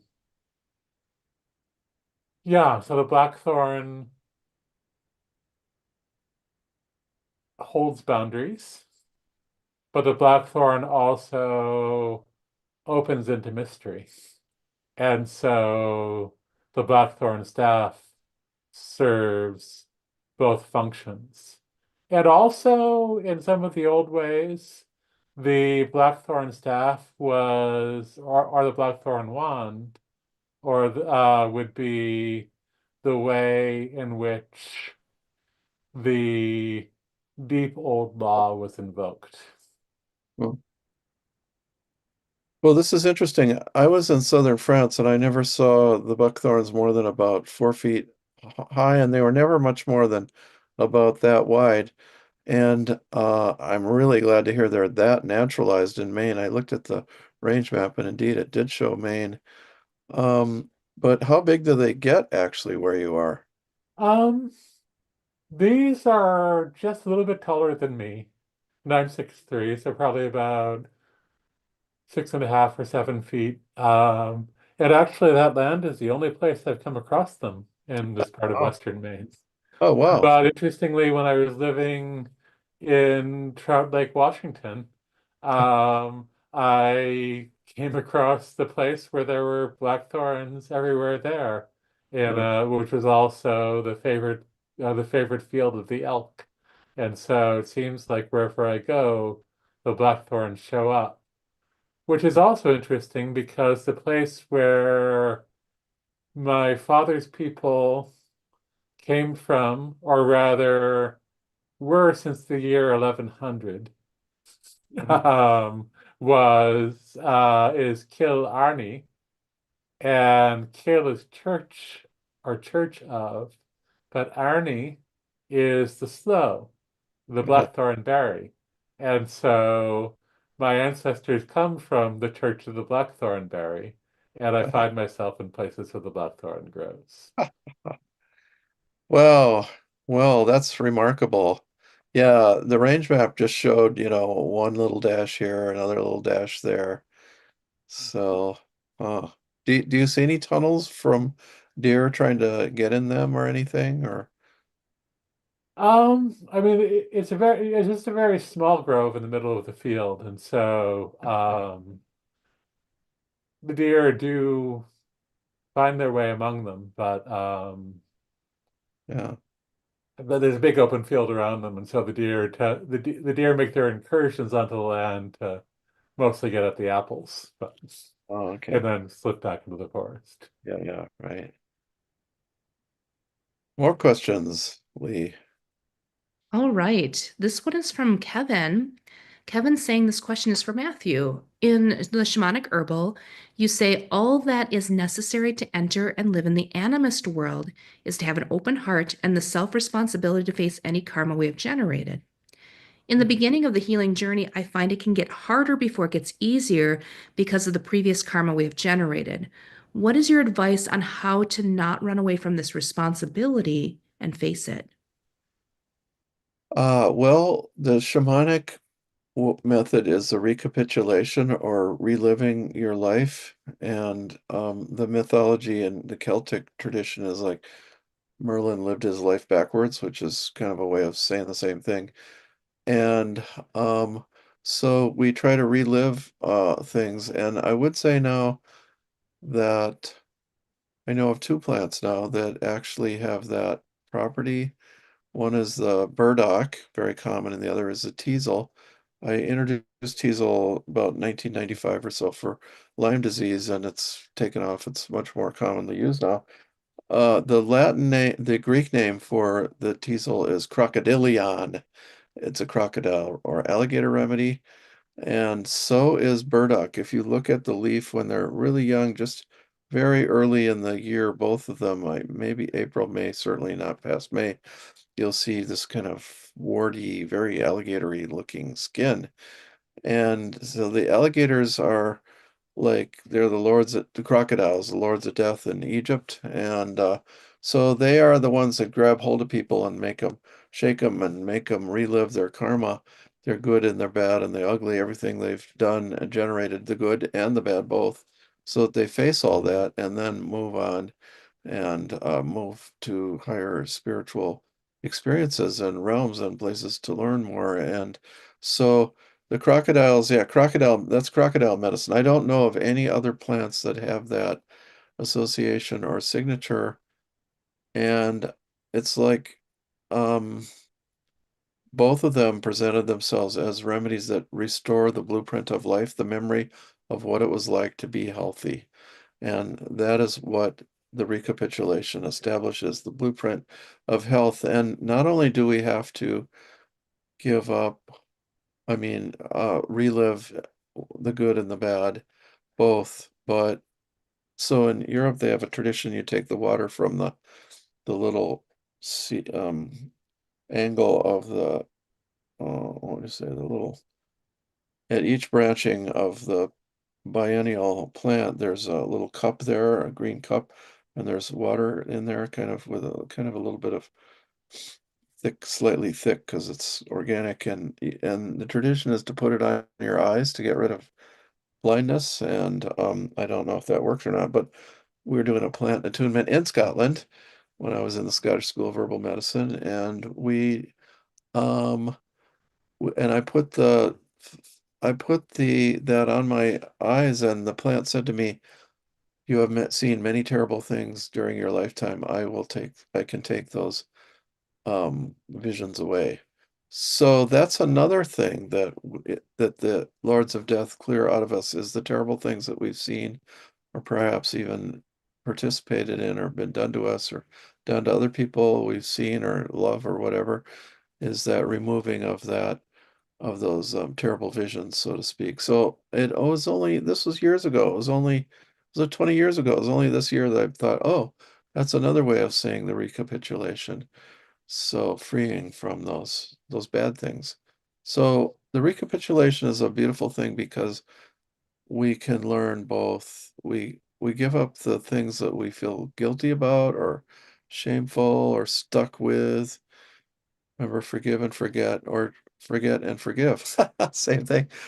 I found someone said, yeah, forgetting is forgiving. And I was like, yeah, I like to forget things. And I just can't stand to listen to people talk about, it's like I'd rather not see those visions. And but so that's what we have to do to clear the way. And um yeah.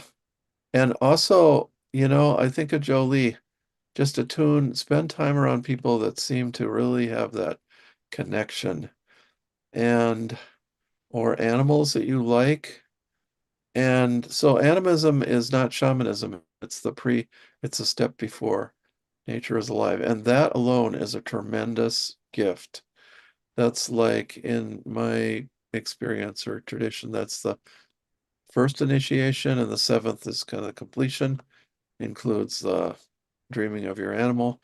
But the first initiation is the most crucial. Like verse 3, actually, nature is alive, and I'm going to believe it, and I'm going to follow through and base my life on it. That's the first three steps. So thank you. Sean, anything you want to say about that? Yeah. Well, I think about how, the Christians have the story that when you meet Jesus and have the direct personal experience, then you are born again and you become another person.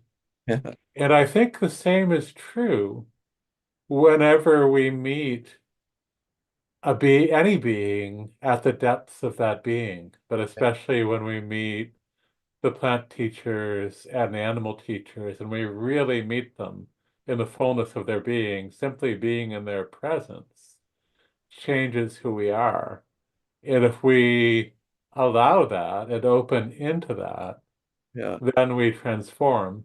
And when we agree to be of service to the wild, and Yeah. when we agree that our agenda is no longer the agenda of our civilization, but Yeah. our agenda is the agenda of life, Yeah. then that brings us into, yeah, a different level of being. And so we are not the beings who we were before. And so we don't have the same karma in certain ways. And sure, there are things that we have to move through, just like the scar tissue from my appendectomy became an obstruction to my digestion. The Yeah. scar tissue from my karma can be an impediment to Yeah. other flows within my being. Yeah. But when the wild and the other world are aligned with us because we're aligned with them, then Yeah. we have all the help Yeah. in transmuting that. Yes, it's funny. When I was writing a shamanic herbal, I realized, the only religion that's really kind of akin to shamanism is Christianity, this idea of death and rebirth, or of one central life-changing experience, which is actually what Rudolf Steiner was talking about. It's also what Don Juan is talking about, Carlos Castaneda. And it's like you go through that experience, you're never the same again, and you keep learning. Steiner correctly points out there is a second experience, and um, Don Juan talks about it too, and that's meeting the fairy people, and that's like crazy, and Castaneda's terrified by that, rightly so. And I don't think that is a part of Christianity. Enough's enough. Meaning, in some ways, Jesus represents the totem of the human race in a way, like because we have a totem too, and it needs to be reestablished. And in the book, I point out it's William Blake's theology where he equates Jesus, the divine human imagination. And indeed, how does Jesus is constantly talking in phasis in imaginary language. He's really the last speaker like that in the Western world uh, that dies out. All the New Testament writers all are Greek educated and they all use logos, but he doesn't. It comes across very clearly because he's appealing to the imagination. The kingdom of heaven is like. So that's a very human thing to actualize our imagination, which is really hard. It would seem like it would seem like becoming a lucid dreamer is hard enough, but frankly, and that's the old shamanic path and the animal path. I don't know, man, it's really hard to purify your imagination or to, let the imagination speak and to overcome fantasy, as William Blake would call it. And um, So I like the shamanic path of the animal intelligence of linking with the animals. And the more that you experience that living path of the animals and the plants, the more secure you are in that world. So yeah. Another question. Okie doke. This one is a two-parter. This is from Sarah. Sean and Matthew, what are the best ways to honor the spiritual information you receive? And when you receive spiritual information from plants, how do you know when to share it with others versus hold it close? Thank you. Oh, geez, I never felt any need to hold it close until both Sean and I were attacked by self-righteous, I don't know what, wokest, crazy people.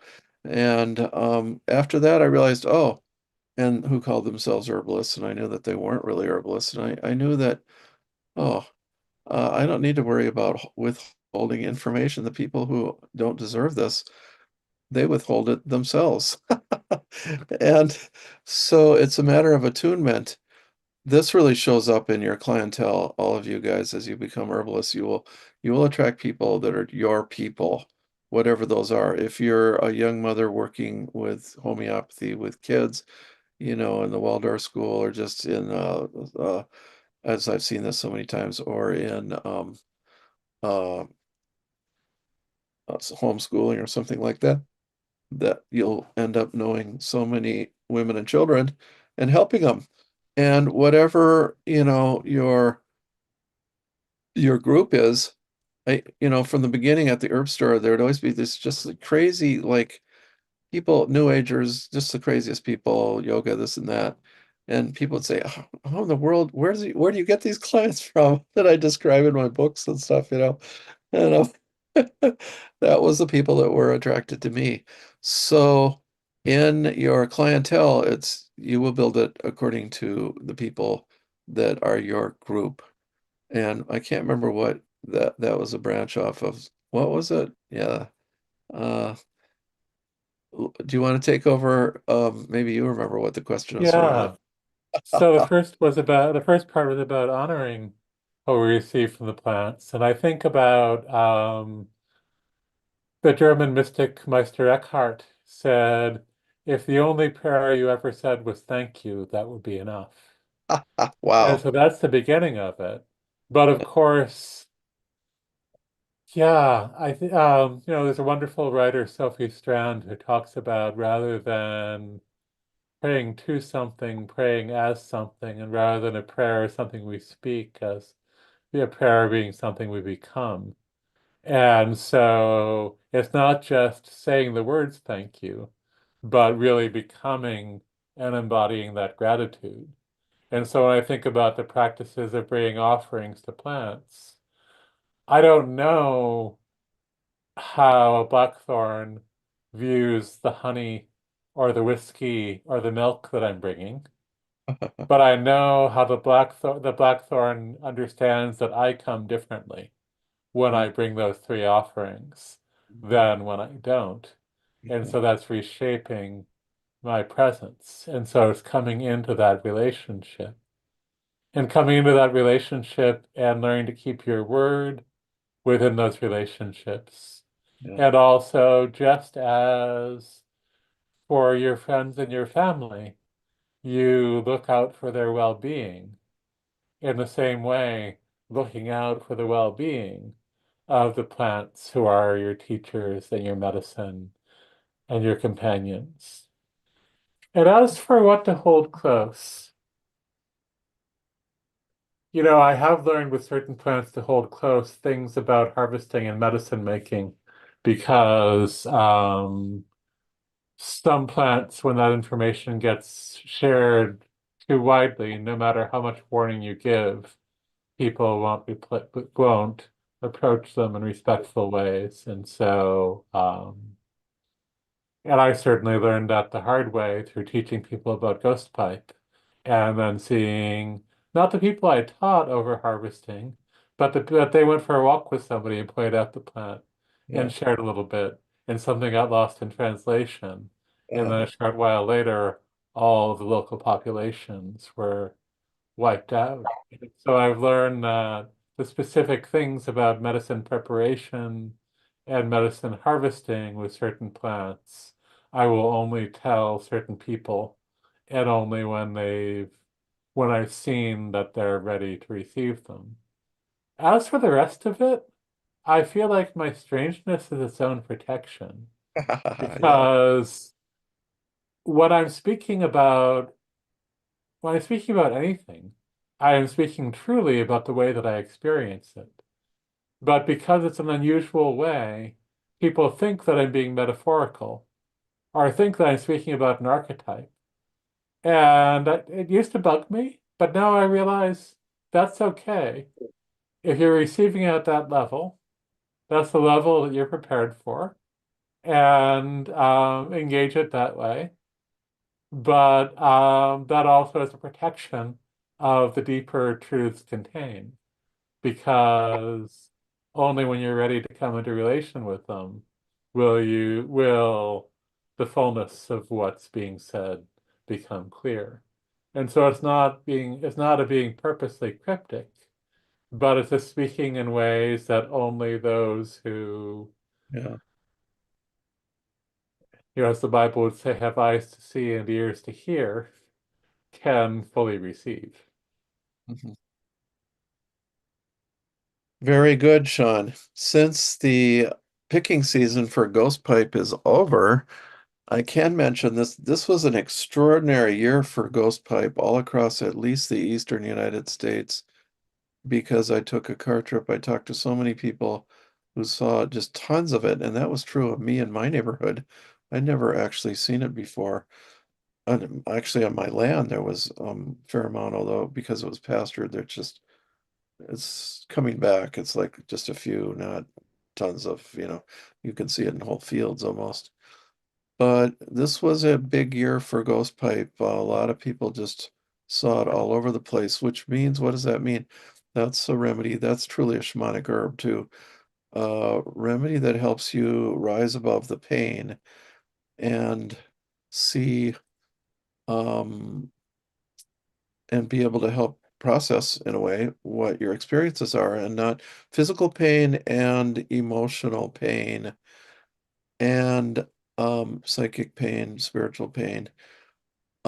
Additionally, it helps people to cross over. Um, and um, so it has its value, and we don't want to overpick it, but we do need to use it sometimes. So, and just you always only pick the above ground part, never take the roots. So, yeah, which is a new addition in the last 30 years.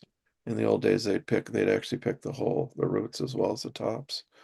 You don't do that. So, But I would say for 95% of people, the flower essence will be enough. yeah, yeah, I would agree. In fact, the flower essence is very appropriate. Like if you have a severe physical pain, then maybe, and even if someone's passing over, dying, you don't need massive doses. So the flower essence is very, very apropos. Or Matwood doses, drop doses. Yeah. So you can't OD on it, but you don't want to use. This is a plant, if you were to use it, I feel you like it might not work for you if you were to overuse it and to use it in a bad way, in an unthankful way, because it's just so valuable and so otherworldly. So, another question. Yeah, and let's see. Eve is asking, do you see your home remedies differently now that you are back on the levels that you mentioned? Wait, I don't understand that. And perhaps Eve can chime in the Q&A or the chat to help clarify that one. In the meantime, Anna is asking, making a remedy using roots, flowers, and leaves, are we synergistically beholding both worlds? Very good. Sean, do you want to comment? I would say all of them exist in all worlds. Yeah, yeah. Yeah, I do think that so this reflects tradition to some extent. Native America and the Chinese, and I think the Siberians, and they may be related, they like the roots and barks. Northern Europe, they liked the green things, and we still have this green smoothies and so on. So the Northern European, it's like winter kills everything, but then the green comes and it's associated with healing and uh and with that light side of the world. And then Southern Europe, they have all these beautiful scented medicinal, herbs, volatile oils, essential oils. Like who would want to pick roots and barks when you got all that? So they go, that's what impresses them. And yes, there's a little bit of overlap between these traditions, but the traditions actually do reflect, have important qualities to them that we might want to remember as we're picking some of these things. And of course, actually, there's a number of herbs that we use the root or the bark due to Native American influence. That's not, there's like about 300 herbs in our Materia Medica. And if you were to go back to pre-1900, it would be about 80% of what was used in America. And uh so you don't want to overpick the roots, and that's some things like golden seal. Turns out the leaf is just as good by pharmacological standards. So you can change things if you want to. And on the other hand, you want to honor tradition as well. But so there's a lot of different things to consider. Thanks for that question. Yes. Whoops. Okay. Okay. Let's see. And Nat, let's see. There are a few here that are more consult type questions, so I can help redirect some of those. Um, but let's see. In here, Lisa's asking for Sean, what is the Latin name of the and buckthorn, but I believe it's blackthorn you're that you're around. Is it the same as sea buckthorn? No, it's the blackthorn is Prunus spinosa. Good question. And wow, is sea buckthorn a incredible plant? And it's not a buckthorn either. And in fact, don't go around planting buckthorns because they're a really obnoxious takeover naturalizing plant. That's another lesson, what not to plant. And by the way, if you snap off a top branch of the buckthorn, they won't reproduce. So that's a good thing to do. All right, onward. Thank you. And I've gone ahead and put the link for that in the chat for the binomial as well too. Um, let's see.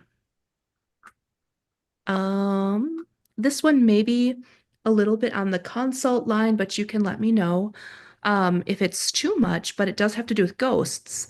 Alicia is asking, my cousin recently started to see and hear ghosts. Ghosts are intruding into her dreams too. I'm curious if there are any herbs to guide her into this new world experience, in these new world experiences. Could you recommend any protective or boundary herbs? Sean, do you want to? I would start with wood betony Oh, as grounding yourself in yourself, because when you're around too many ghosts, you can begin to be tempted to become a ghost yourself. And so that reminder to be rooted in your own body that comes with that comes with wood betony. being disassociated from the earth, basically, is wood betony. Yeah. Yeah, that's a nice expansion I hadn't thought of because it's also the remedy for feeling kidnapped by aliens or even alienated. Yeah, it's okay to feel alienated. Almost all of us do that are in this audience and our two selves here and our three selves, Lee. And but uh being when alienation is a threat or disassociates us from the earth, yeah, wood betony is a tremendous remedy. Very simple, easy to grow, and it is in herb commerce. Yeah, great answer. I hadn't thought of that. And is that Stachy's officinalis? That's one name. Yes. Yeah, Okay. that's the up to date, or Botanica officinalis or Stachy's botanica or whatever. The botanists are not the herbalists. All right. Um, let's see. Natalie is asking, can you speak more about the scar healing and Solomon Seal connection, please? Yeah, so it's interesting. It wasn't so much directly about scar healing, Right. although when I think about it, the scar was from an appendectomy. And he who should not be named Yeah. spoke of Solomon's seal as an appendicitis remedy. And so Yeah. that has been in the back of my mind. And also based on he who has not been named, who will not be named, because Solomon's seal is a white root, I added a touch of calamus to each decoction I've been making. Oh, But he spoke about calamus potentiating white roots. And calamus has also been helping to stimulate the digestion and clear some of the remnants of the anesthesia and of the sensory overwhelm from the oh, hospital. right. But with Solomon's seal, I was thinking really twofold. I was thinking about healing the actual tissues of the intestines, um, the same way that, because that's the skin, and Solomon's seal will heal skins of all kinds. But then I was also thinking about the fascia and the muscle that had to be cut through to get to it and helping that to heal. And so I've been working with Solomon Seal in that regard. And since today I had the staples out, I Yeah. added to an already made, I heated up an already made Solomon Seal decoction and added some comfrey and infused the comfrey in the Solomon Seal decoction because I feel like now that the staples are out, it's safe to begin that other level of reweaving the tissues. Well, yeah, I don't know if you've talked to John Bauckland about this kind of thing, but of course he had a terrific, he almost died. He had a hole in his intestine and he had to reweave it. And he's the only person that they know of who ever recovered from having a hole in his intestine without surgery. And he went through a lot of similar stuff. And you guys would enjoy talking, but at any rate, it's kind of uncanny almost that you're having this similar experience. But we do have a class where he describes all of this. Yeah. So, and okay, so Solomon Seal, yeah. Okay. Well, I had a communication from Tismal. He asked me to start calling him to call him Tismal Okay. rather than you must not be named. So some years before he died, we had a falling out and he banned me from using his name. So I called him He Who Must Not Be Named, which I thought was kind of funny, but he didn't like it on this several weeks ago, this communication. He said that it sounded evil or something. It sounds a little comical actually, but so it's time we can start referring to him as Tismal Crow, and which is actually his assumed name, not his original name.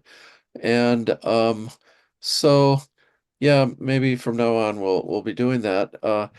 Yeah, and he really knew his Solomon seal, and he considered it an intestinal remedy, and he said he felt it had prebiotics and probiotics in it, which is very believable because it has polysaccharides that are hard to digest and would in fact tend to rub on the, spread information down there, kind of like mushrooms do. And so, in addition to being healing to tendons and ligaments, and the great thing about Solomon Seal is that it adjusts if you've had a knee replacement or a hip replacement, which like you could have avoided maybe with Solomon Seal ahead of time, but at any rate you didn't, or it got so bad, it will help the Solomon Seal will help your body adjust to the device and as if it was just part of you. It doesn't, it's like the most forgiving, like I'm kind of like anti-medicine and Sean probably is too, even though he's like had to be involved with it. But Solomon Seal's not like that. Solomon Seal is totally tolerant of like, oh, you just had an operation, let me help you. So it's better than me on that score.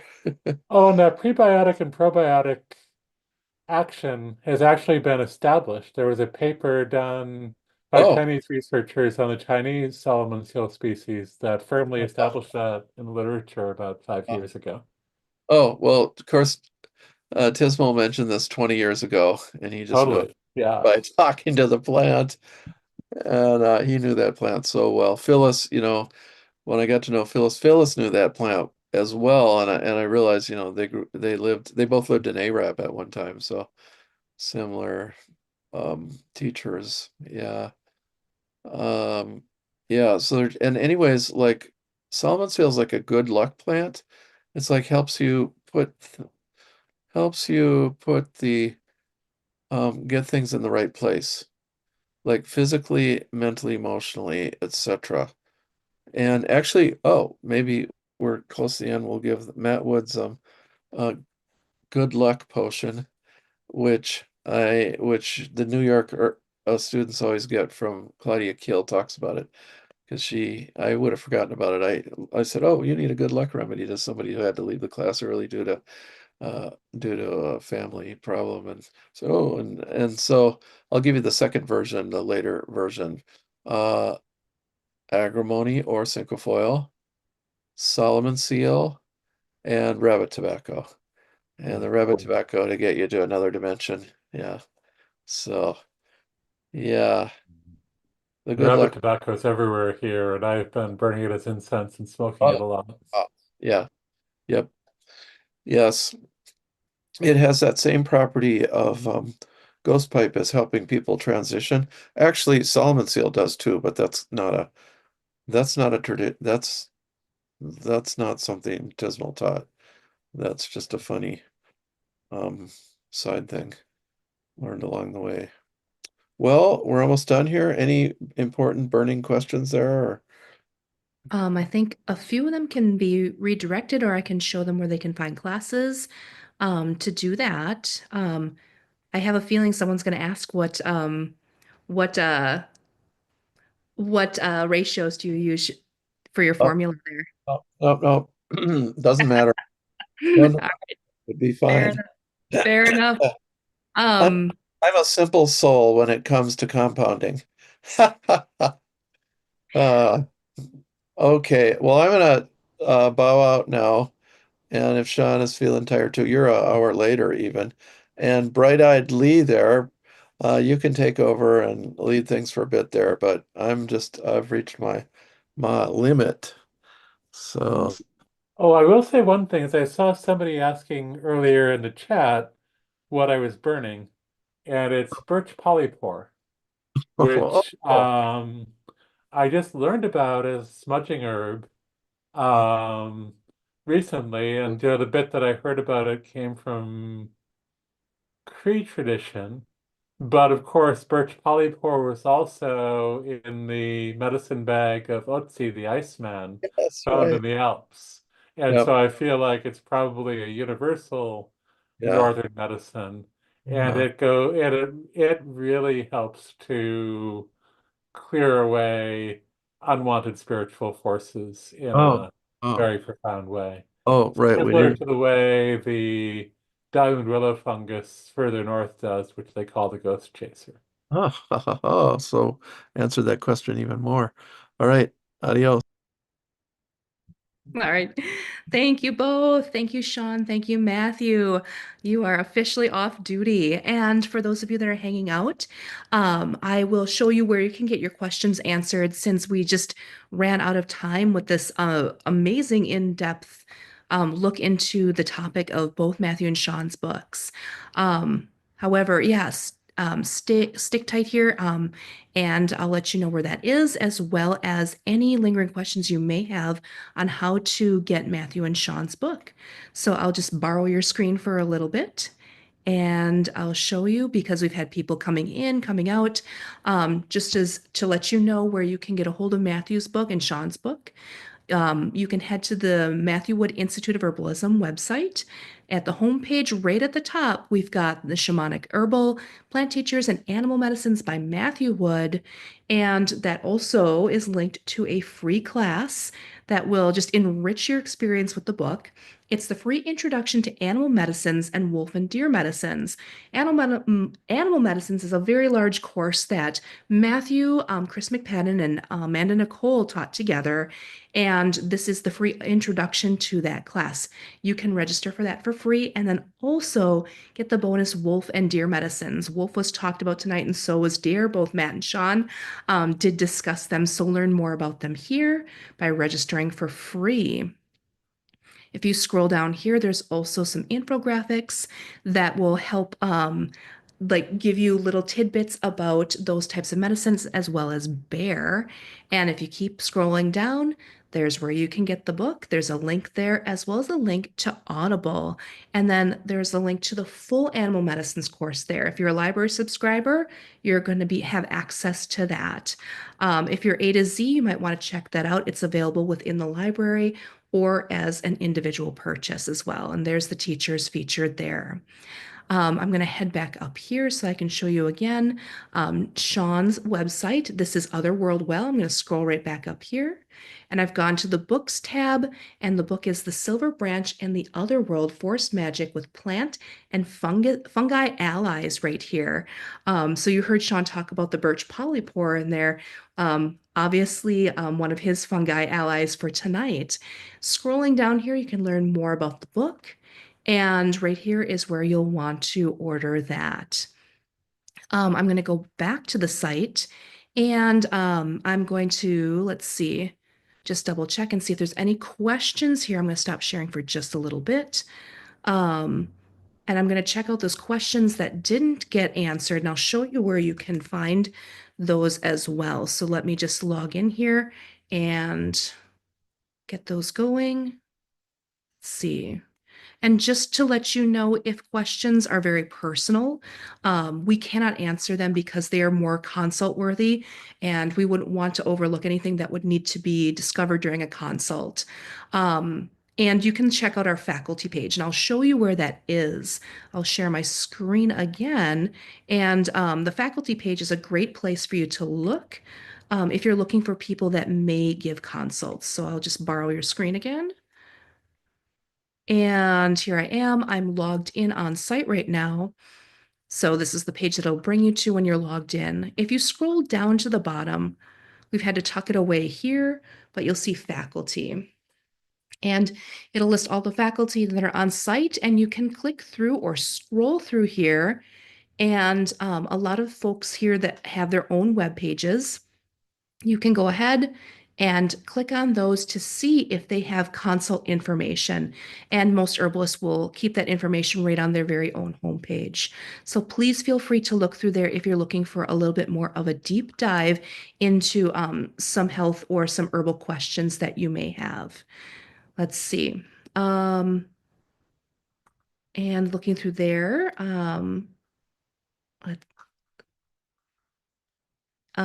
so if you're looking for information on Solomon Seal, or if you want to pick their brains, I'm going to show you some other courses as well. I'm going to go, actually, I'm going to go to the courses menu. For me, I'm just going to go to all so that you can see everything. And I'm going to go into herbs A to Z.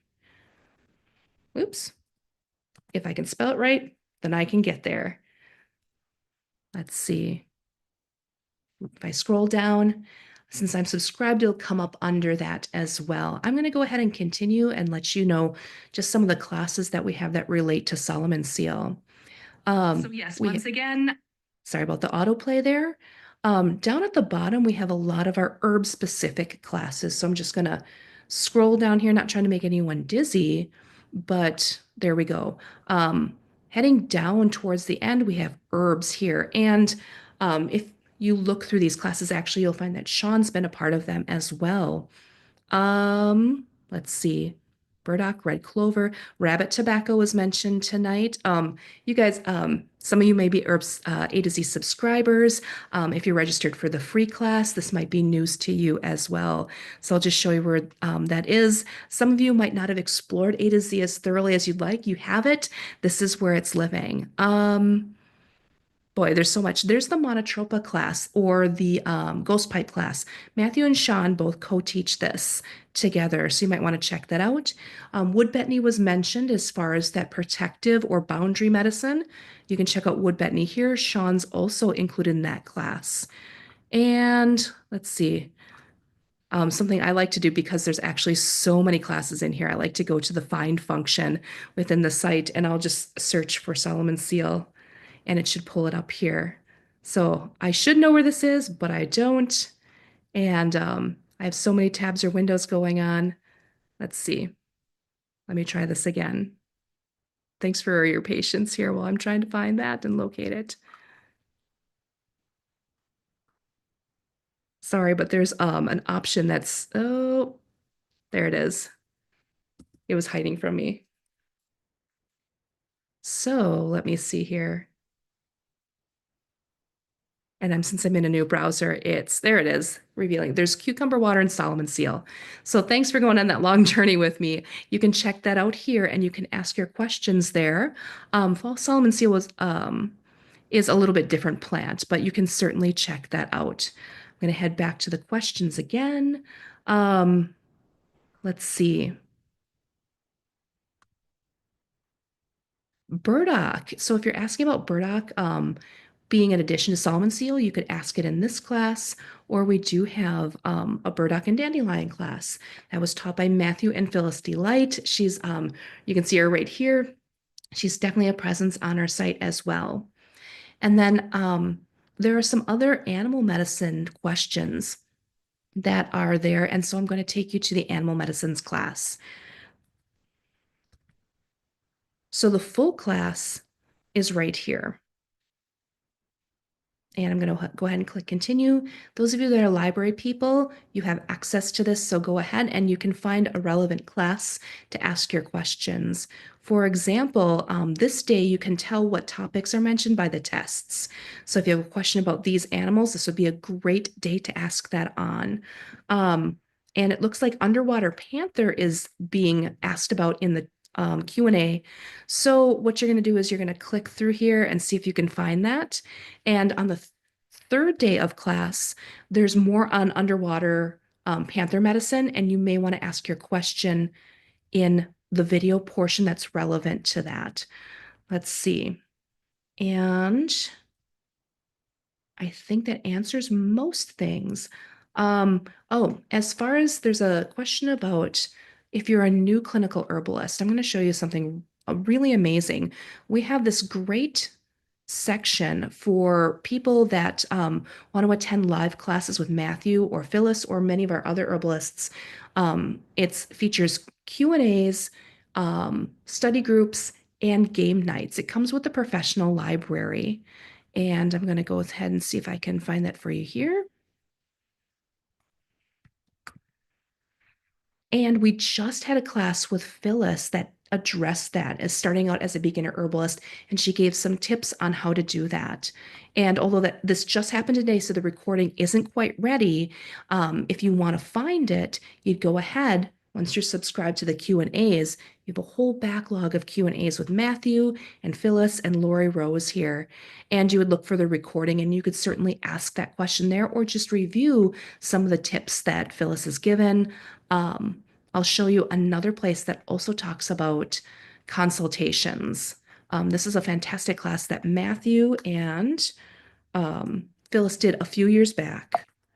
Actually, kind of around the time when people started going online. Let's see if I spell holistic correctly. I'll even get there faster. There we go. This is called Holistic Herbal Assessment Skills. We have a free introduction for those of you that may not be subscribed to the library or to the class, so you can check that out. But I do want to show you the entire course. If you're looking to start up a practice, if you're looking to start taking clients, this is probably a place that you'll want to check out. It goes through lots of ways to evaluate or assess from the skin, a little bit about the tongue, and the face and color. It does talk about the ethics of a practice in here as well. There are also live volunteers that come in, and you get to see Matthew and Phyllis brainstorming and problem solving, like live in action, the things that you would do. So this is the place where you'd want to check out and send some of your practice-based questions. I'm going to show you another amazing place, another resource that we have that that is wonderful at this site. This is a great place to go. This is the community. And right now you can see I'm in the general community. I can put this out to other herbalists that are out there or to other students. You can ask questions, and we have so many people on site now that they can jump in and start answering those things for you. If you do put a question out there for a teacher in a class, for example, let's see, let's go to, dun, dun, dun. We'll go to one of the classes that we were just looking at. I'm going to go to, let's see, scoot down here. There's a lot of classes that we have. Do check out the library. I'm going to go to Holistic Herbal Assessment Skills. So since Matt and Phyllis are in this class, I may have a question specific for them. I type the teacher's name. A list is going to come up. Make sure you get the right person. Matthew Wood, and I type my question that's relevant to class there. So I'd go, hey, Matthew, what do you recommend to get started in your practice under either this or the right class? And then that way Matthew will know that he has a question waiting. You can do the same for Sean in his classes and the same for Phyllis in her classes. And once they respond, you will be notified in the replies here. So that's a really nice way to keep you in the loop and to keep those conversations going. That's the wonderful thing about the Institute here, is that you have live access to teachers. So I'm going to go ahead and stop sharing at this point, and I'm going to just check to see if there's any unanswered questions that we have. Let's see, scrolling up here, lots of thank yous. And yes, Matthew and Sean, I'm sure that as they were leaving, they saw that whole list. There's just all these thank yous coming through. The last two herbs that Sean mentioned, that Kelly's asking. So if you that might have been the birch polypore that he was burning. That was one of them. And then the personal herb that he was using was blackthorn. I'm trying to see if I can figure out which two that might have been. Let me just check the chat. Someone may have chimed in with those as well. It looks like they were missed, but once this recording will take a little while to process. It usually takes a couple hours before you can review it. However, if you want to review and catch those herbs again, you can certainly go ahead and use that same link to go ahead and access the class again. So you'll head back to that home page, right where you registered, and then you can use that same link and go back and review it. It's just that Zoom's going to take a little bit of time to send it through its processes so that it's ready for you. And Piers, thank you so much for all your additional comments and your testimonials. It is so appreciated here, that positivity as well. Tara's also mentioning there's a large site index that is already rather extensive. It's for the year-round program, but it's growing. A large part of A to Z is indexed there, so I'll go ahead and show you that as well. Thank you, Tara, for mentioning that. Let me just go ahead, steal your screen one more time for those of you that are hanging out and you're curious about the site. Let me just move some of my Zoom functions out of the way. Let's see, just clear the screen here so that that community isn't too overwhelming. If I go up to this main menu here, I'll see that the index is up there. And this index is amazing. It's already 227 pages long, and that's the content that is located within the year-round program. So if you are in the year-round program, this works for you.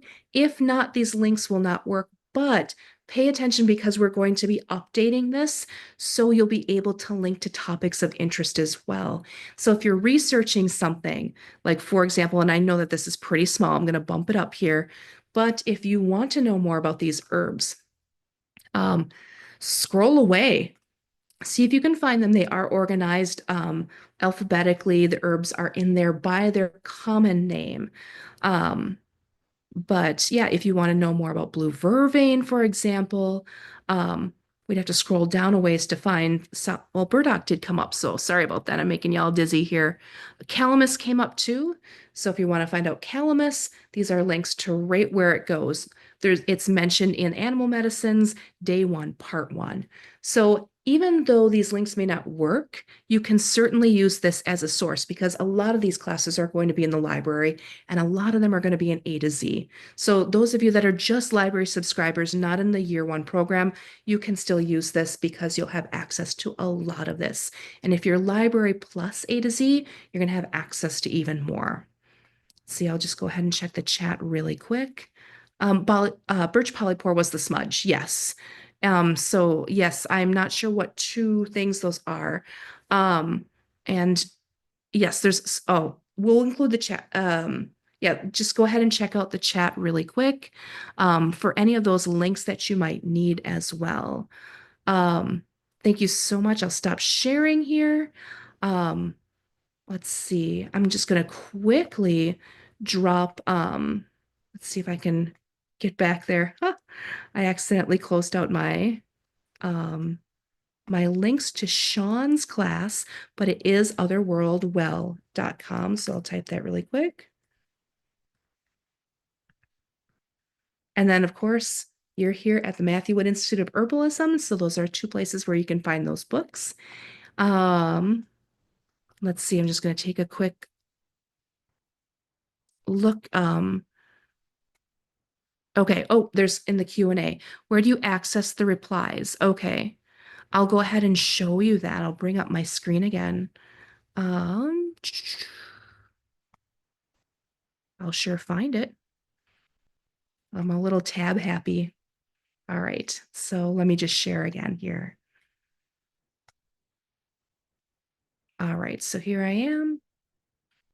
Once you're logged in, you can head to the community.